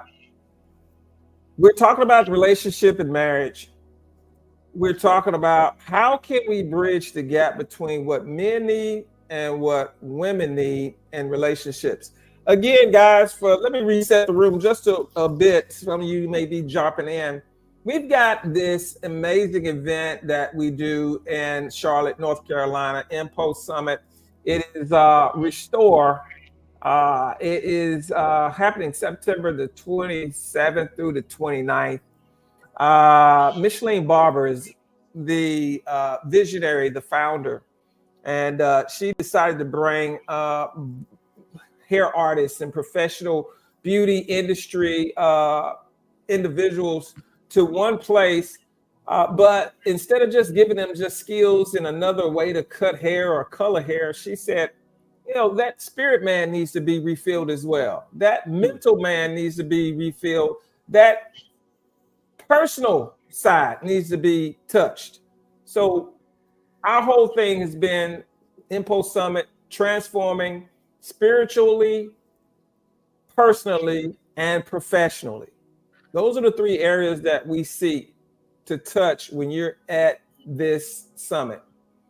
And we're focusing on the men, and we get our special own room where we get to come in, huddle up around the fire and just kind of tug on each other and draw strength from each other. Iron sharpens iron.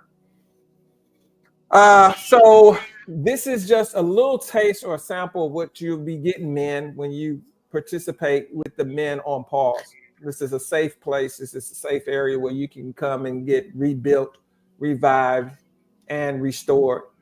We're talking about relationships and marriage. I got 2 more questions. This is one of the 2. After this one is one more, and we're out of here.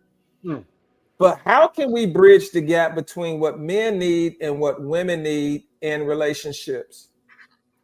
I'm going to start it off with a story here, and I don't want to be long-winded. But I used to be of the mindset, Tim, don't judge me.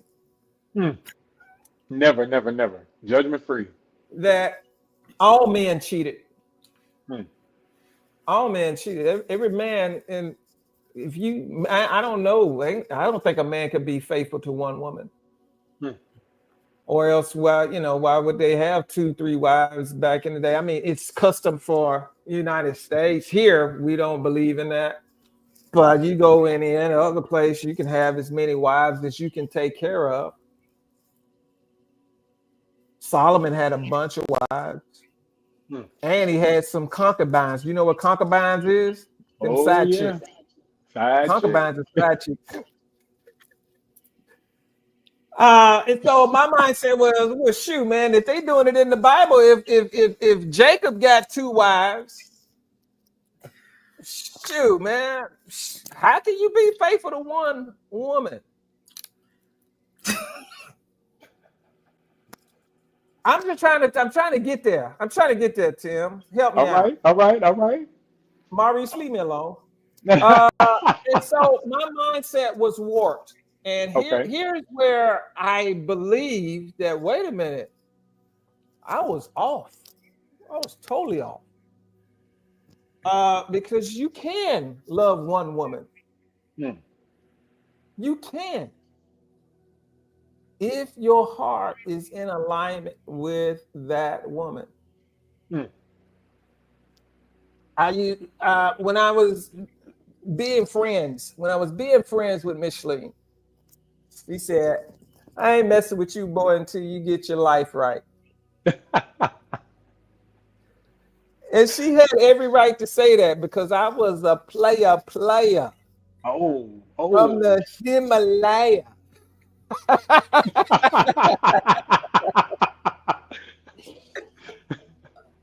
It's a safe space.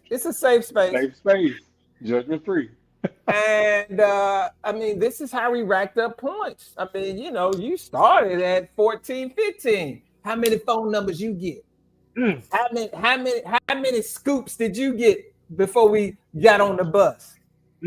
I think somebody know what a scoop is. Tim, you know what a scoop is? Well, I heard mine a little bit. They said, how many licks does it take to get to the center of the Tootsie Pop? Well, we used to line up for the bus, and when the bell rings, as the bell is going and that door open, us little mannish boys would take our hand and scoop the little girls' butts before they go out the door. Ooh. That's called scoops. So we got 1, 2, 3 scoops. So I mean, that was training you to be a man. So just think about that, man. We take that into adulthood, and now we call it body count, right? But here's the thing. I'm trying to get there. As I'm trying to be transparent as well. Micheline said, I'm not messing with you, boy, until you get your life together. And I hear that and I'd be like, whatever. We just be friends then, because I'm going to do this right here. And then I said, it's time to grow up. I can't go to hell because I can't control my lust. I don't want to trade hell for eternity, Tim, for just a couple of minutes. Mm. Some of us ain't got minutes. Some of us got seconds. Mm. For a couple of seconds or minutes Mm. of lust and dopamine and little Wow, chill wow, and wow, relax. wow, Come on, wow. let's just be honest. Let's Yeah, be yeah, honest. yeah, yeah. Let's be honest. Uh, and there was something deeper. There's something deeper. There's a true connection when you find that one, Mm. and it goes beyond what you guys do in bed. It goes beyond that. Mm. It takes you into what we call building legacies or building something for generations. It goes to the point where God uses that tool, because one will put 1,000 to flight, but two will put 10,000. And when He can use two and advance His kingdom, the enemy don't want that. And Right. so that's why divorce is such a target on marriages, because the Mm. enemy knows that, man, if they really found out who they were as one in the spirit realm, we'd be in trouble. Mm. And so how can we bridge the gap between what men need and what women need? And this goes beyond just sex. Mm. This goes as far as emotion. This goes as far as mentality. It goes as far as drive, vision. If you are a man and you got a creative mind and you like, I believe we can take over the world. Mm. And if you got a woman that says, you ain't did it before, you ain't Mm. took over nothing, you can't hardly get the garbage out. Wow.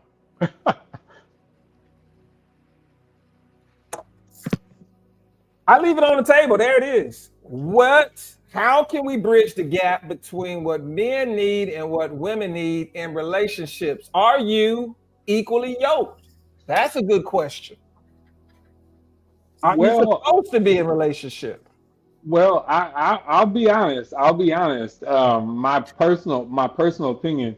And again, Brother Maurice, please chime in whenever you can. I actually have I get an icky feeling when people are trying to bridge men and women all in the same boat, because we're two different creatures. We really truly are.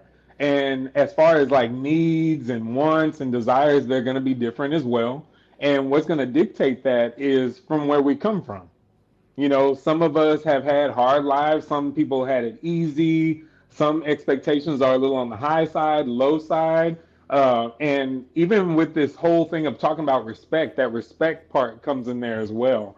But I'll be honest with you, I personally don't care for when people are trying to lump men and women all in the same spot. But going back to respect, I feel that out of respect, there are some things that men need and there's things that women need.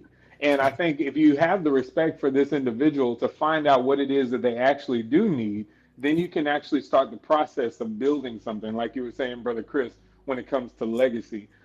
Me personally, my mom, I'll take it to mom. I love my mother, but my mom is a very, very tough woman. She's a very, very tough woman. To be a single mom, she had to play two different roles. And I know there's a lot of ladies out there that have been in situations like that. There's a lot of men who were raised by these types of women where they actually play these two different roles. But the challenge behind it is it goes back to the education, like you were saying earlier, Brother Maurice, about when we're young adolescents, how the mind actually starts to develop, how we learn. This is where things get a little jumbled up. uh, my mom being so tough like that, she's also made me tough. And that's how I always viewed women being tough. I don't like the women that are more on the softer side. I like my woman to be a little bit on the spicy side, like my mom, because that's what I thought a woman should be like, a little bit more on the spicy side. My wife, um, I think she was someone that was designed, customized just for me, just for me. I didn't even realize that this was the woman that I was supposed to have. I met her when I was in college, and we have this conversation when we talk to people saying that we were enemies before we became lovers, and it's the truth. The reason why is she wasn't making it easy for me. She was always making it tough, and still makes it tough in a sense that she only expects a certain level from me when it comes to performance, the way I move, the way I work. She's only expecting nothing but the best. Even if I have one of those down times where I'm like, man, I didn't get it right, and blah blah blah blah blah, she'll come up and she'll be like, I'm not having sympathy for you. You're gonna have to dust it off, and you're gonna have to try it again, do it again. And I didn't realize that that was the type of woman that I needed from me, but God knew that, and that's how He brought her into my life. Not making any comparisons or anything like that, but we always judge ourselves on where we came from as far as our walk. Past relationships, I saw how the ladies from the past were not wrong or they were bad. It's just that they were not designed for the person that I was becoming. Mm-hmm. And he designed this woman just for me, and that's who I fell in love with. I didn't realize that was the person that I needed, but going through this life that I live now and being, what, going on 19 years in this marriage, 20 years if I count the relationship, she was definitely the perfect woman that was for me. And also when it came to raising another woman, I remember there were times where I was like, man, this is a time where she was becoming a lady. I don't need to go deep into that. And I remember calling my grandma, and I was like, Grandma, what do I do? What do I do? And my grandma looked at me and she's like, boy, what are you stressing about? That's what your wife is for. That's not part of what you were designed to deal with. She was designed to do that. You can't help her with that. This is why she needs her mom. And my grandmother, I love you, Grandma. She was absolutely right. My mom said the same thing. That's what your wife is for. And Brother Maurice, I don't have any sons, but I do have nephews. And this is going back to that whole tribe thing, that village. My brothers, I have younger brothers that are out there, and they're trying to raise their, I'll call them knuckleheads. Those are my nephews. They're getting in trouble, banging heads. They're toddlers right now, but they're gonna need me when it comes to helping raise these boys, and I'm okay with that. I definitely realize that there's a calling to being an uncle, a faith-based uncle, and I get my brothers. They call me all the time asking questions about things because we know some things, but we don't know everything.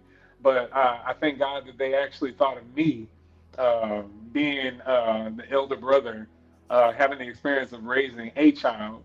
They're like the only person I can think of that I would trust his advice would come from my bigger brother.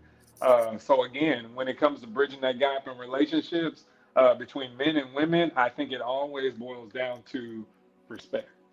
Respecting that there are needs that they have, respecting that you may not know the needs, that you might have to dig a little deeper, asking questions like, is there something that you need? Is there something that I'm probably not doing or doing incorrectly?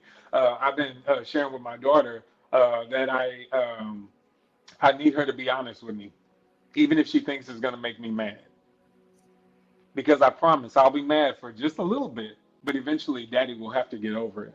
It's the same thing with my wife. There's times that she's bringing stuff, bringing the heat to me, and I may get a little upset. I will, but I'll be upset for this long, and eventually I have to get over it. But if I find out that I wasn't prepared, or you didn't respect me enough to tell me that there was something that you needed that I was not able to provide, other than the fact that I just did not know, you didn't reveal it to me, I can't fix what I don't know. You hear what I'm saying? So again, going back to respect, bridging that gap, I really do feel that it boils down to respect, respecting that there are needs that they have, both men and women, and just literally honing in and digging a little bit deeper. Man, so there was a church I used to attend, and one of the things that I often say in terms of bridging the gap, men and women, well, before you can bridge the gap, if you've not learned anything from me, the first thing that you're going to learn from me is you have to acknowledge that there's a gap, right? There is a gap. You have to acknowledge that there's, like, whatever your question is, you have to first acknowledge that that thing exists, right? And then be able to process what that looks like and what that means. So this church I used to go to, the pastor said something once that I still to this day I quote it all the time. And it's women need one thing and men need two things. Women need security. No matter what's happening, a woman's ability to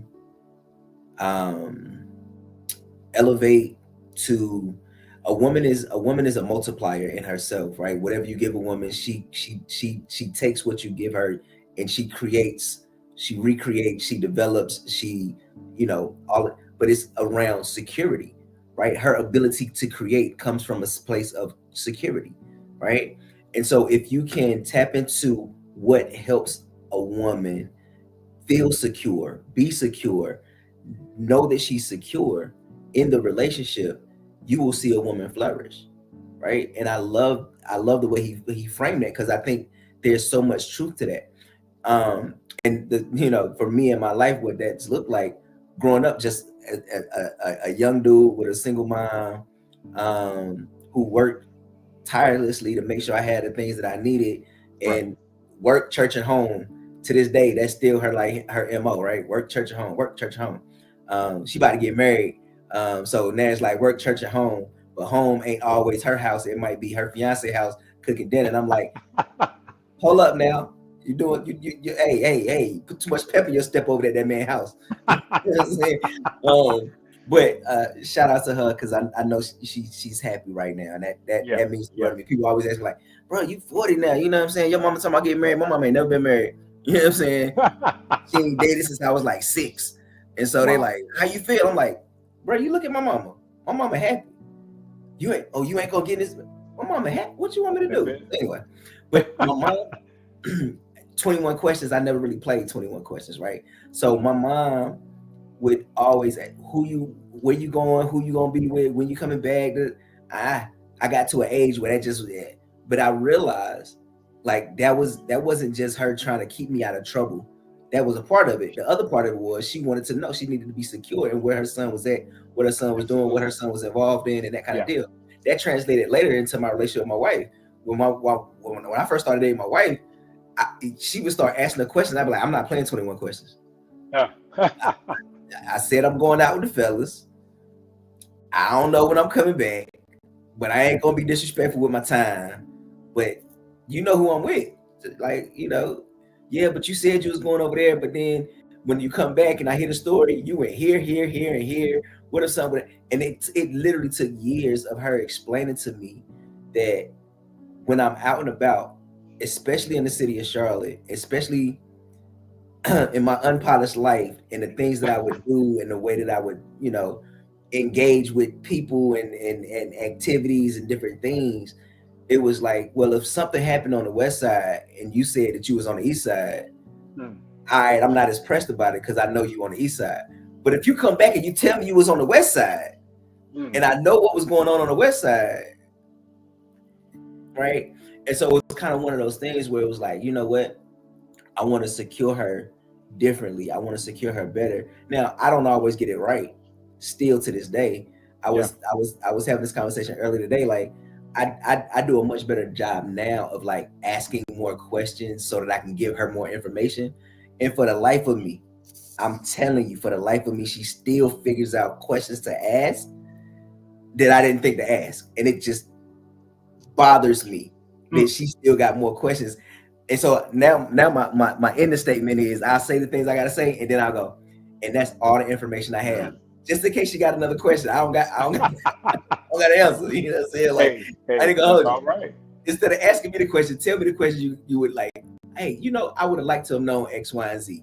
Don't ask me, because now I feel incompetent. And that's not a you thing, that's a me thing.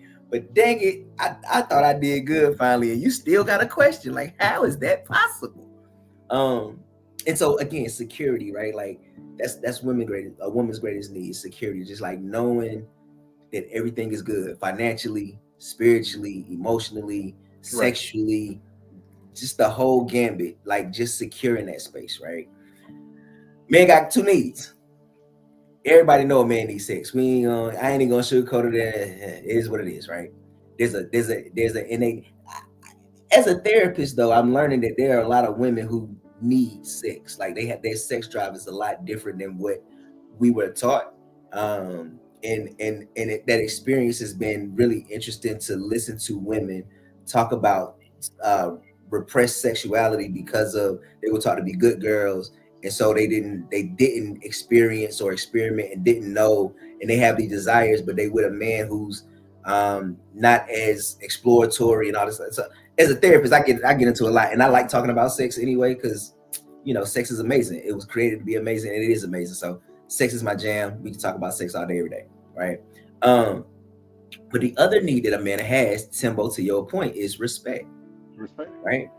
If you give a man respect, a man will to the ends of the earth. Ends of right? the earth.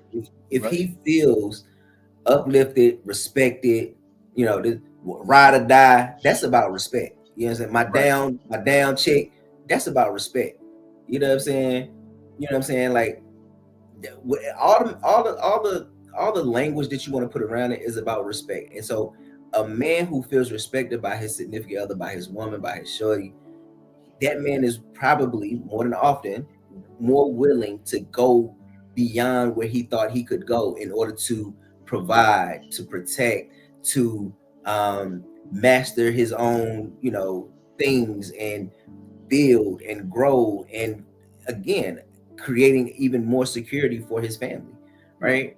And so first identifying that, and then the next part of it is so acknowledge that there's a gap, identifying what a man and woman need, and then having a conversation.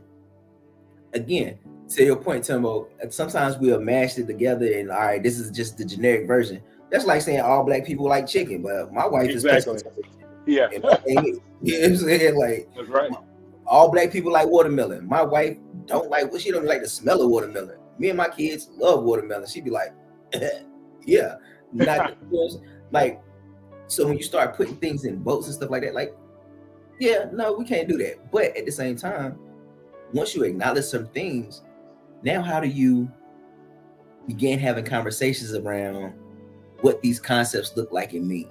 Right? How do you have conversations? How do you have healthy conversations? How do you be vulnerable enough as a man or a woman to say, this is what I need moving forward. This is what I need out of our relationship. This is what helps build me.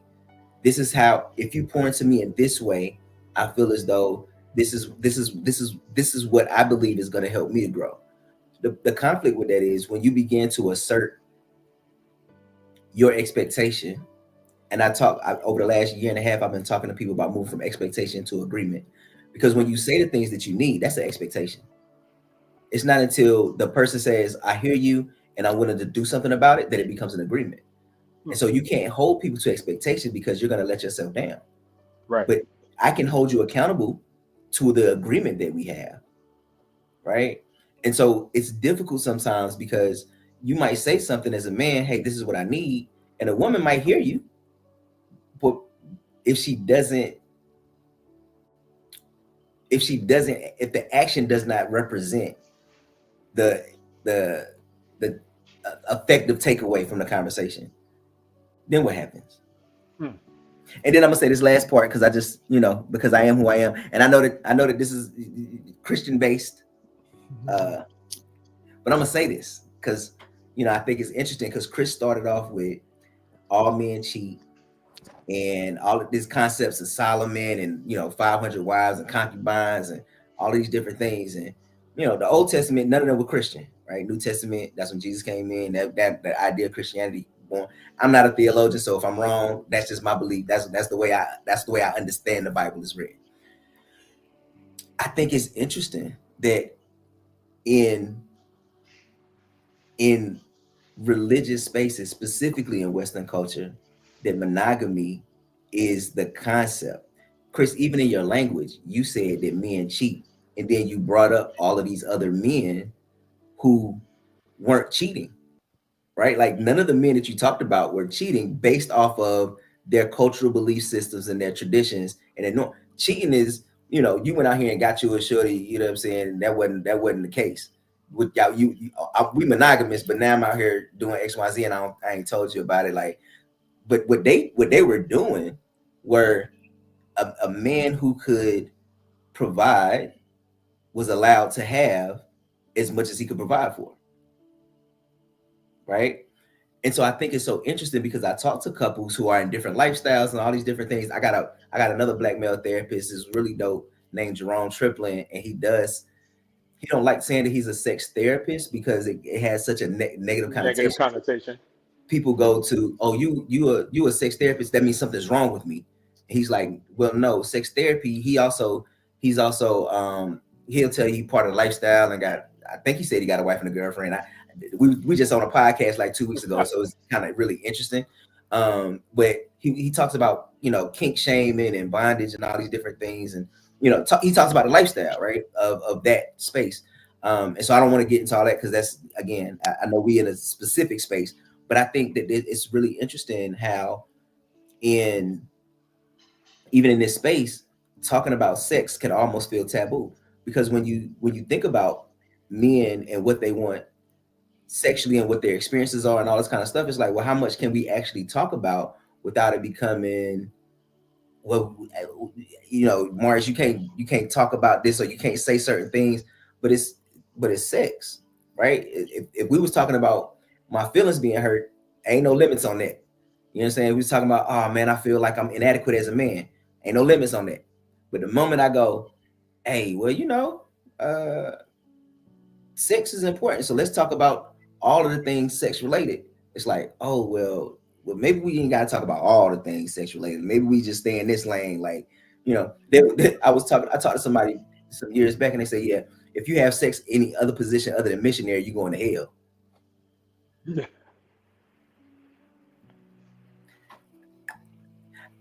I've read the Bible front to back, and I've said in a lot of services, I ain't never seen a scripture that said have sex only in missionary. I'm just saying, I don't know if it's in there. Hey, tell me. You know what I'm saying? Because the last thing I want to do is go to hell for having back shots. You know what I'm saying? Back shot mania, going to hell. I don't want no parts of that, right?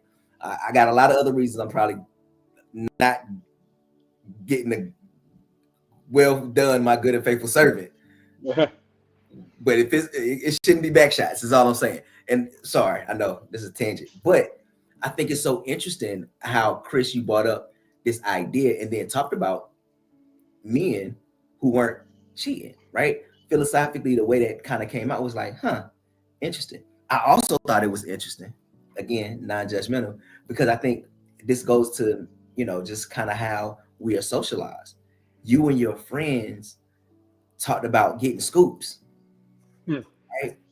And it was a jesting childhood game. Do you know how many women are traumatized because boys were getting scoops?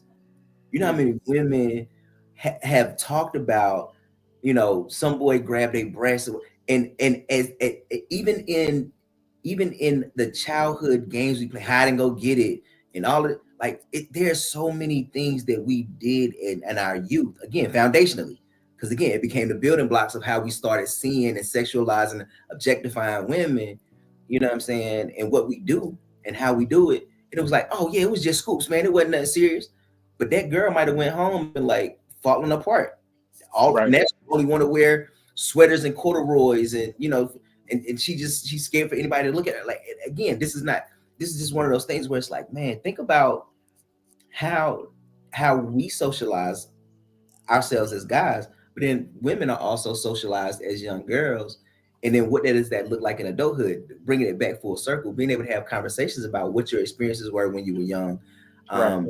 What does good touch, bad touch really mean to you? I know we talk about that in our children, good touch, bad touch, but like, what does good touch and bad touch mean?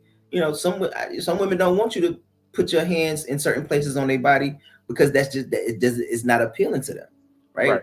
Women don't want long hugs or certain. There's all this social media, like if he don't smack you on the butt, that's how you know he upset when he walk past you. Like, I see these little skits and whatnot, and I'm like, but there's a whole gambit of women that like don't smack my butt ever at all for no reason. Like, just don't, like, why would you want to do that, right? And so I think it's so interesting that again, full circle, being able to have conversations regardless about likes, dislikes, what fetish, crave, all of the things. I think all of it's important. And again, I think it's all relevant to the conversation of closing or bridging the gap between men and women and about what their needs are. Yeah. Respect. My bad. Yeah, you good. You good. You know what, man? I think that we have covered so much ground tonight, and we've already hit the question that I was going to ask as far as the last question when we talked about bringing the gap into what a man needs, and we said that that would be respect. You talked about it when you opened up, Maurice. You said a woman needs security. They Right. need they need that blanket to cover them to make sure that they are safe. And then men need to two things. So we covered that last question. We're going into Impost Summit. I wanna talk to real quickly. I want to encourage this guy that may be watching or maybe hearing this for the first time. And then I want you guys to encourage the same guy. I want him to know, Tim, that it's restoration time. Hmm. I want him to understand that God loves him, that he is a man of valor, that he is called to be more than a conqueror, more than a conqueror. That he has a force that's in front of him, that if this force is before him, who can be against him? Hmm. He needs to know that he can take down the giants in his life. It doesn't matter how big they are, how tall they are, how strong they are, how wide they are, whatever, how much money they got,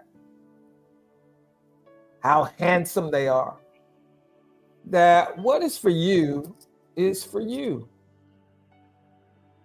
And that you don't need to see yourself as grasshoppers. Hmm.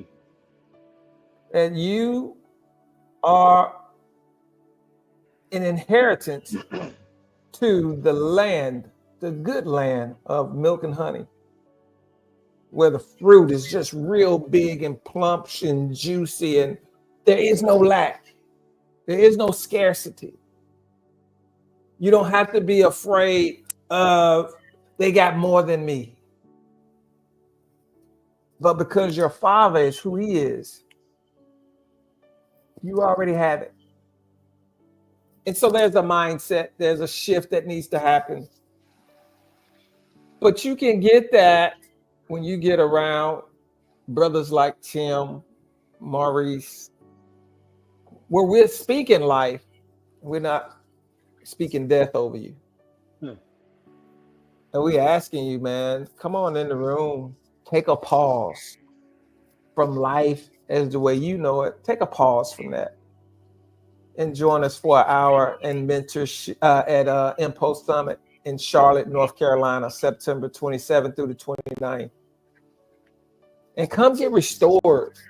Come be rebuilt in your manhood. Come be revived in your masculinity. Hmm.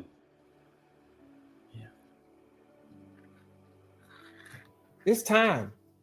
It's time. Oh yeah. Oh yeah. Tim? Just to add to that, brother Chris, I was like in a dark place. I was in a dark place. The dark place, like I've said before, it looks different for everybody.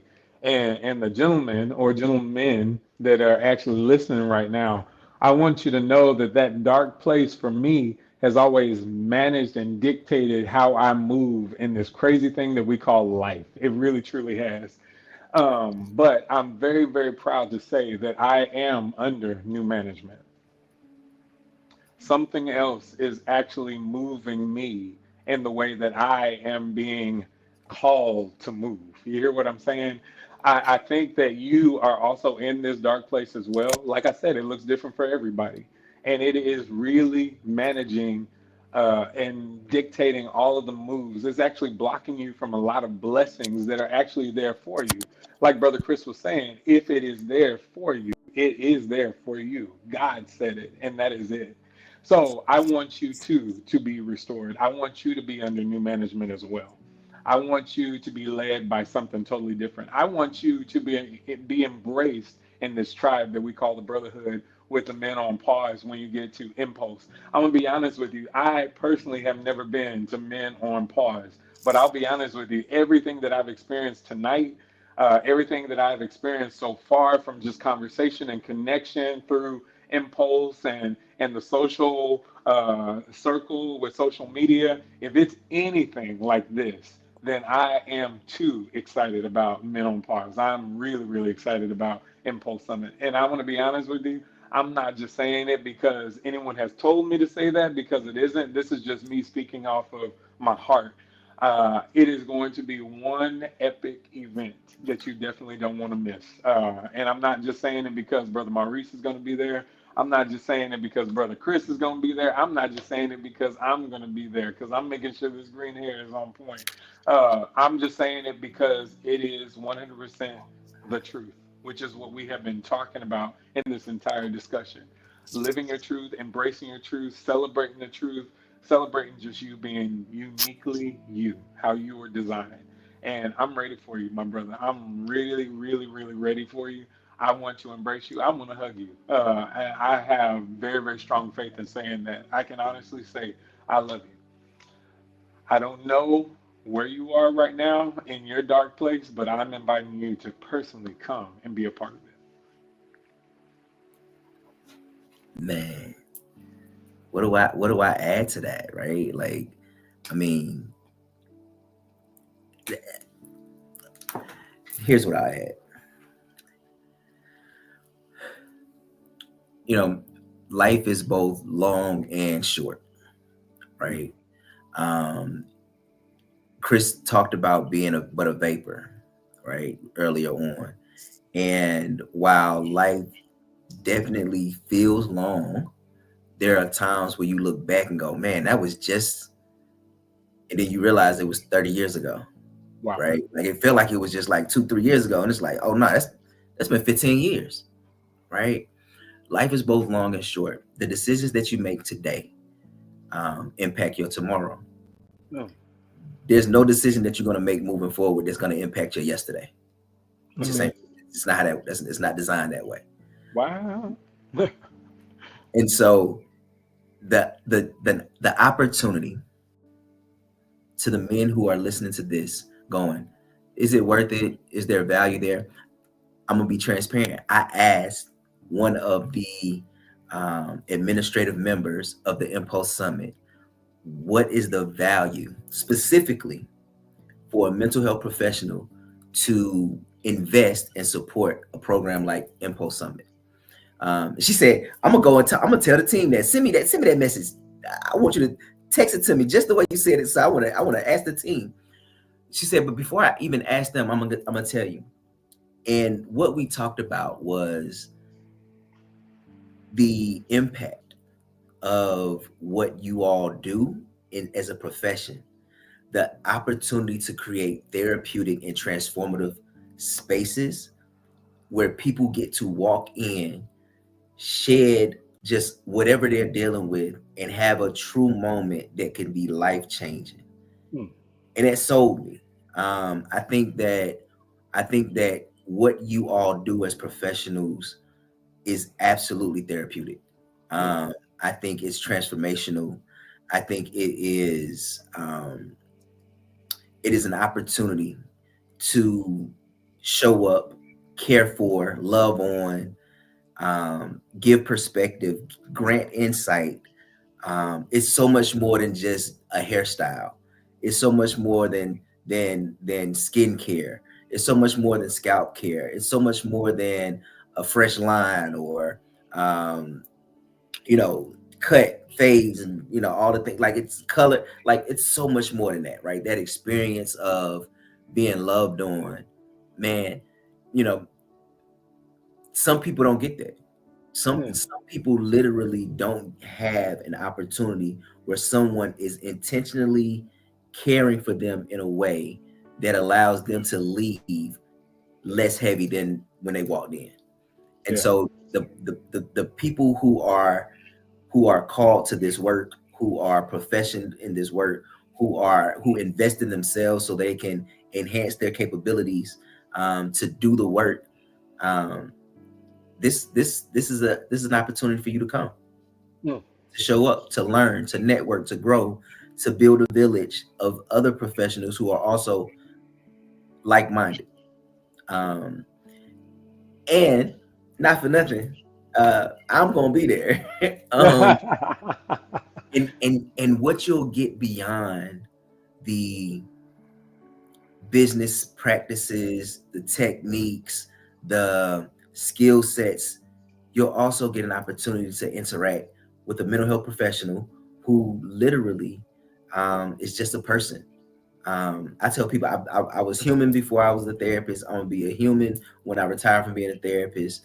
And so you get that humanity piece, and you get an opportunity to just connect. I love when I stand in front of crowds, and instead of going through my presentation, I go, all right, you got a black man in front of you with a little bit of skill set and a whole lot of like words. If you got a question, let's talk about it. Let's ask a question. And so it's so interesting and refreshing to hear people ask the questions, because it's the question that you want to ask, but you just never have the space, right? And then even being able to have those side conversations, right, outside of the designated time. I was asked to be present. I'm gonna be present. I was telling my wife earlier today, like, man, boy, they gonna have me all weekend, Saturday, Sunday, Monday. Now I ain't coming at 5:30 because I know that's when they start.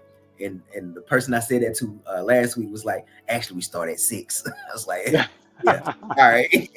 But it is so amazing the things that happen at Impulse Summit. And so I'm excited to be there. I hope to see even more men. There was a great showing of men, even more men investing in themselves, because this is your craft. Why would you not invest in yourself? And why would you not connect with people who want to invest with you? Why not be in a room full of people who are crabs in a barrel, pulling you up out of the barrel? Why would you not want to be in a space where there are other people who want to pull you out of the barrel of dark? Okay, I ain't gonna get biblical, you know. Why would you not want to be in a space where there are other people who are light givers? Okay, I'm gonna leave it alone. Why would you not? And so that's the question I would ask. Why would you not invest in an opportunity to be with people who want to see the best in themselves and the best in the profession? And get a little bit of help, you know what I'm saying? We're gonna do it. Well, guys, thank y'all so much, man. And what I can say is we saying all the same thing. We won't restore, and restore is what we're gonna get. We won't restore. What you say about it? Tim, what you saying about it? That's it. I'm ready. Are y'all ready? Joel 2:25, rebuild, revive, restore, Impulse Summit 2025, going down September 27th through the 29th. 3 days of educational experience, educational sessions, main stage workshops, interactive hands-on class, Impulse industry mixer, insightful lifestyle panels, the Cream Awards, and of course, it's your boys, Men on Pause, going down in the building. Hey, I bet you didn't know about this right here. We got something called a Popcorn with Purpose. This is another amazing event that we're going to have actual popcorn. And we're going to have another situation where it's almost kind of like a slumber party. Oh. But you ain't got to go home until you ready to go home. Because people was like, man, this was so good, I don't want to leave. So that's Popcorn with Purpose. We also have something with the cocktails and coaches. This is the event that's going to go before the Cream Awards. So we got coaches in there, and they gonna sip and try to show you some new strategies and that kind of things. And then we gonna wake up real early and get that breakfast for champions. Again, these are signature events. If you don't have the signature VIP, you can't come. But what you can do is you can get in a room for $2.99. It's going down network. You still get the nightly lock-in. You get the Sunday post. You get everything except the events. But it's still worth it, every dime of it. Now, this is geared to the individual that lives in Charlotte. You ain't got no hotel. You ain't got no plane ticket. You can afford this $2.99. Pull up every day, get your breakfast, and get this information to take your career to the next level. $2.99 going down. You don't want to miss it. It's in Post Summit, man. That's what we got. And let me ask y'all to finish a sentence for me real quick. The sentence is, when you get to Impo Summit, you gon' show up and show out, for sure. All right, when you get to Impo Summit, you gonna do what, Tim? I'm gonna get ignorant, y'all. I'm gonna have a good time. I'm in good company with some good people, intelligent people.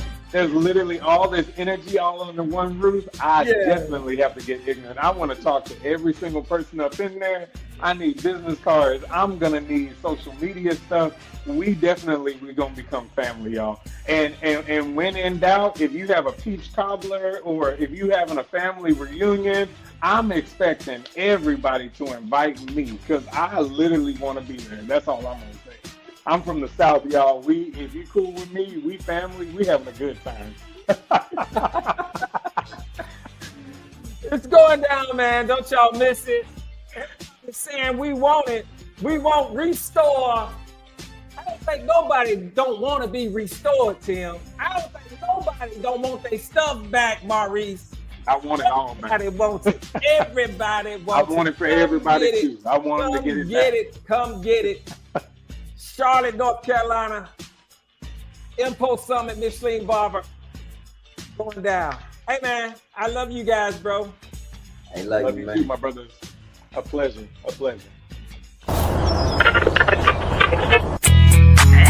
Lord have mercy. The wizard got them bang. Live in the building.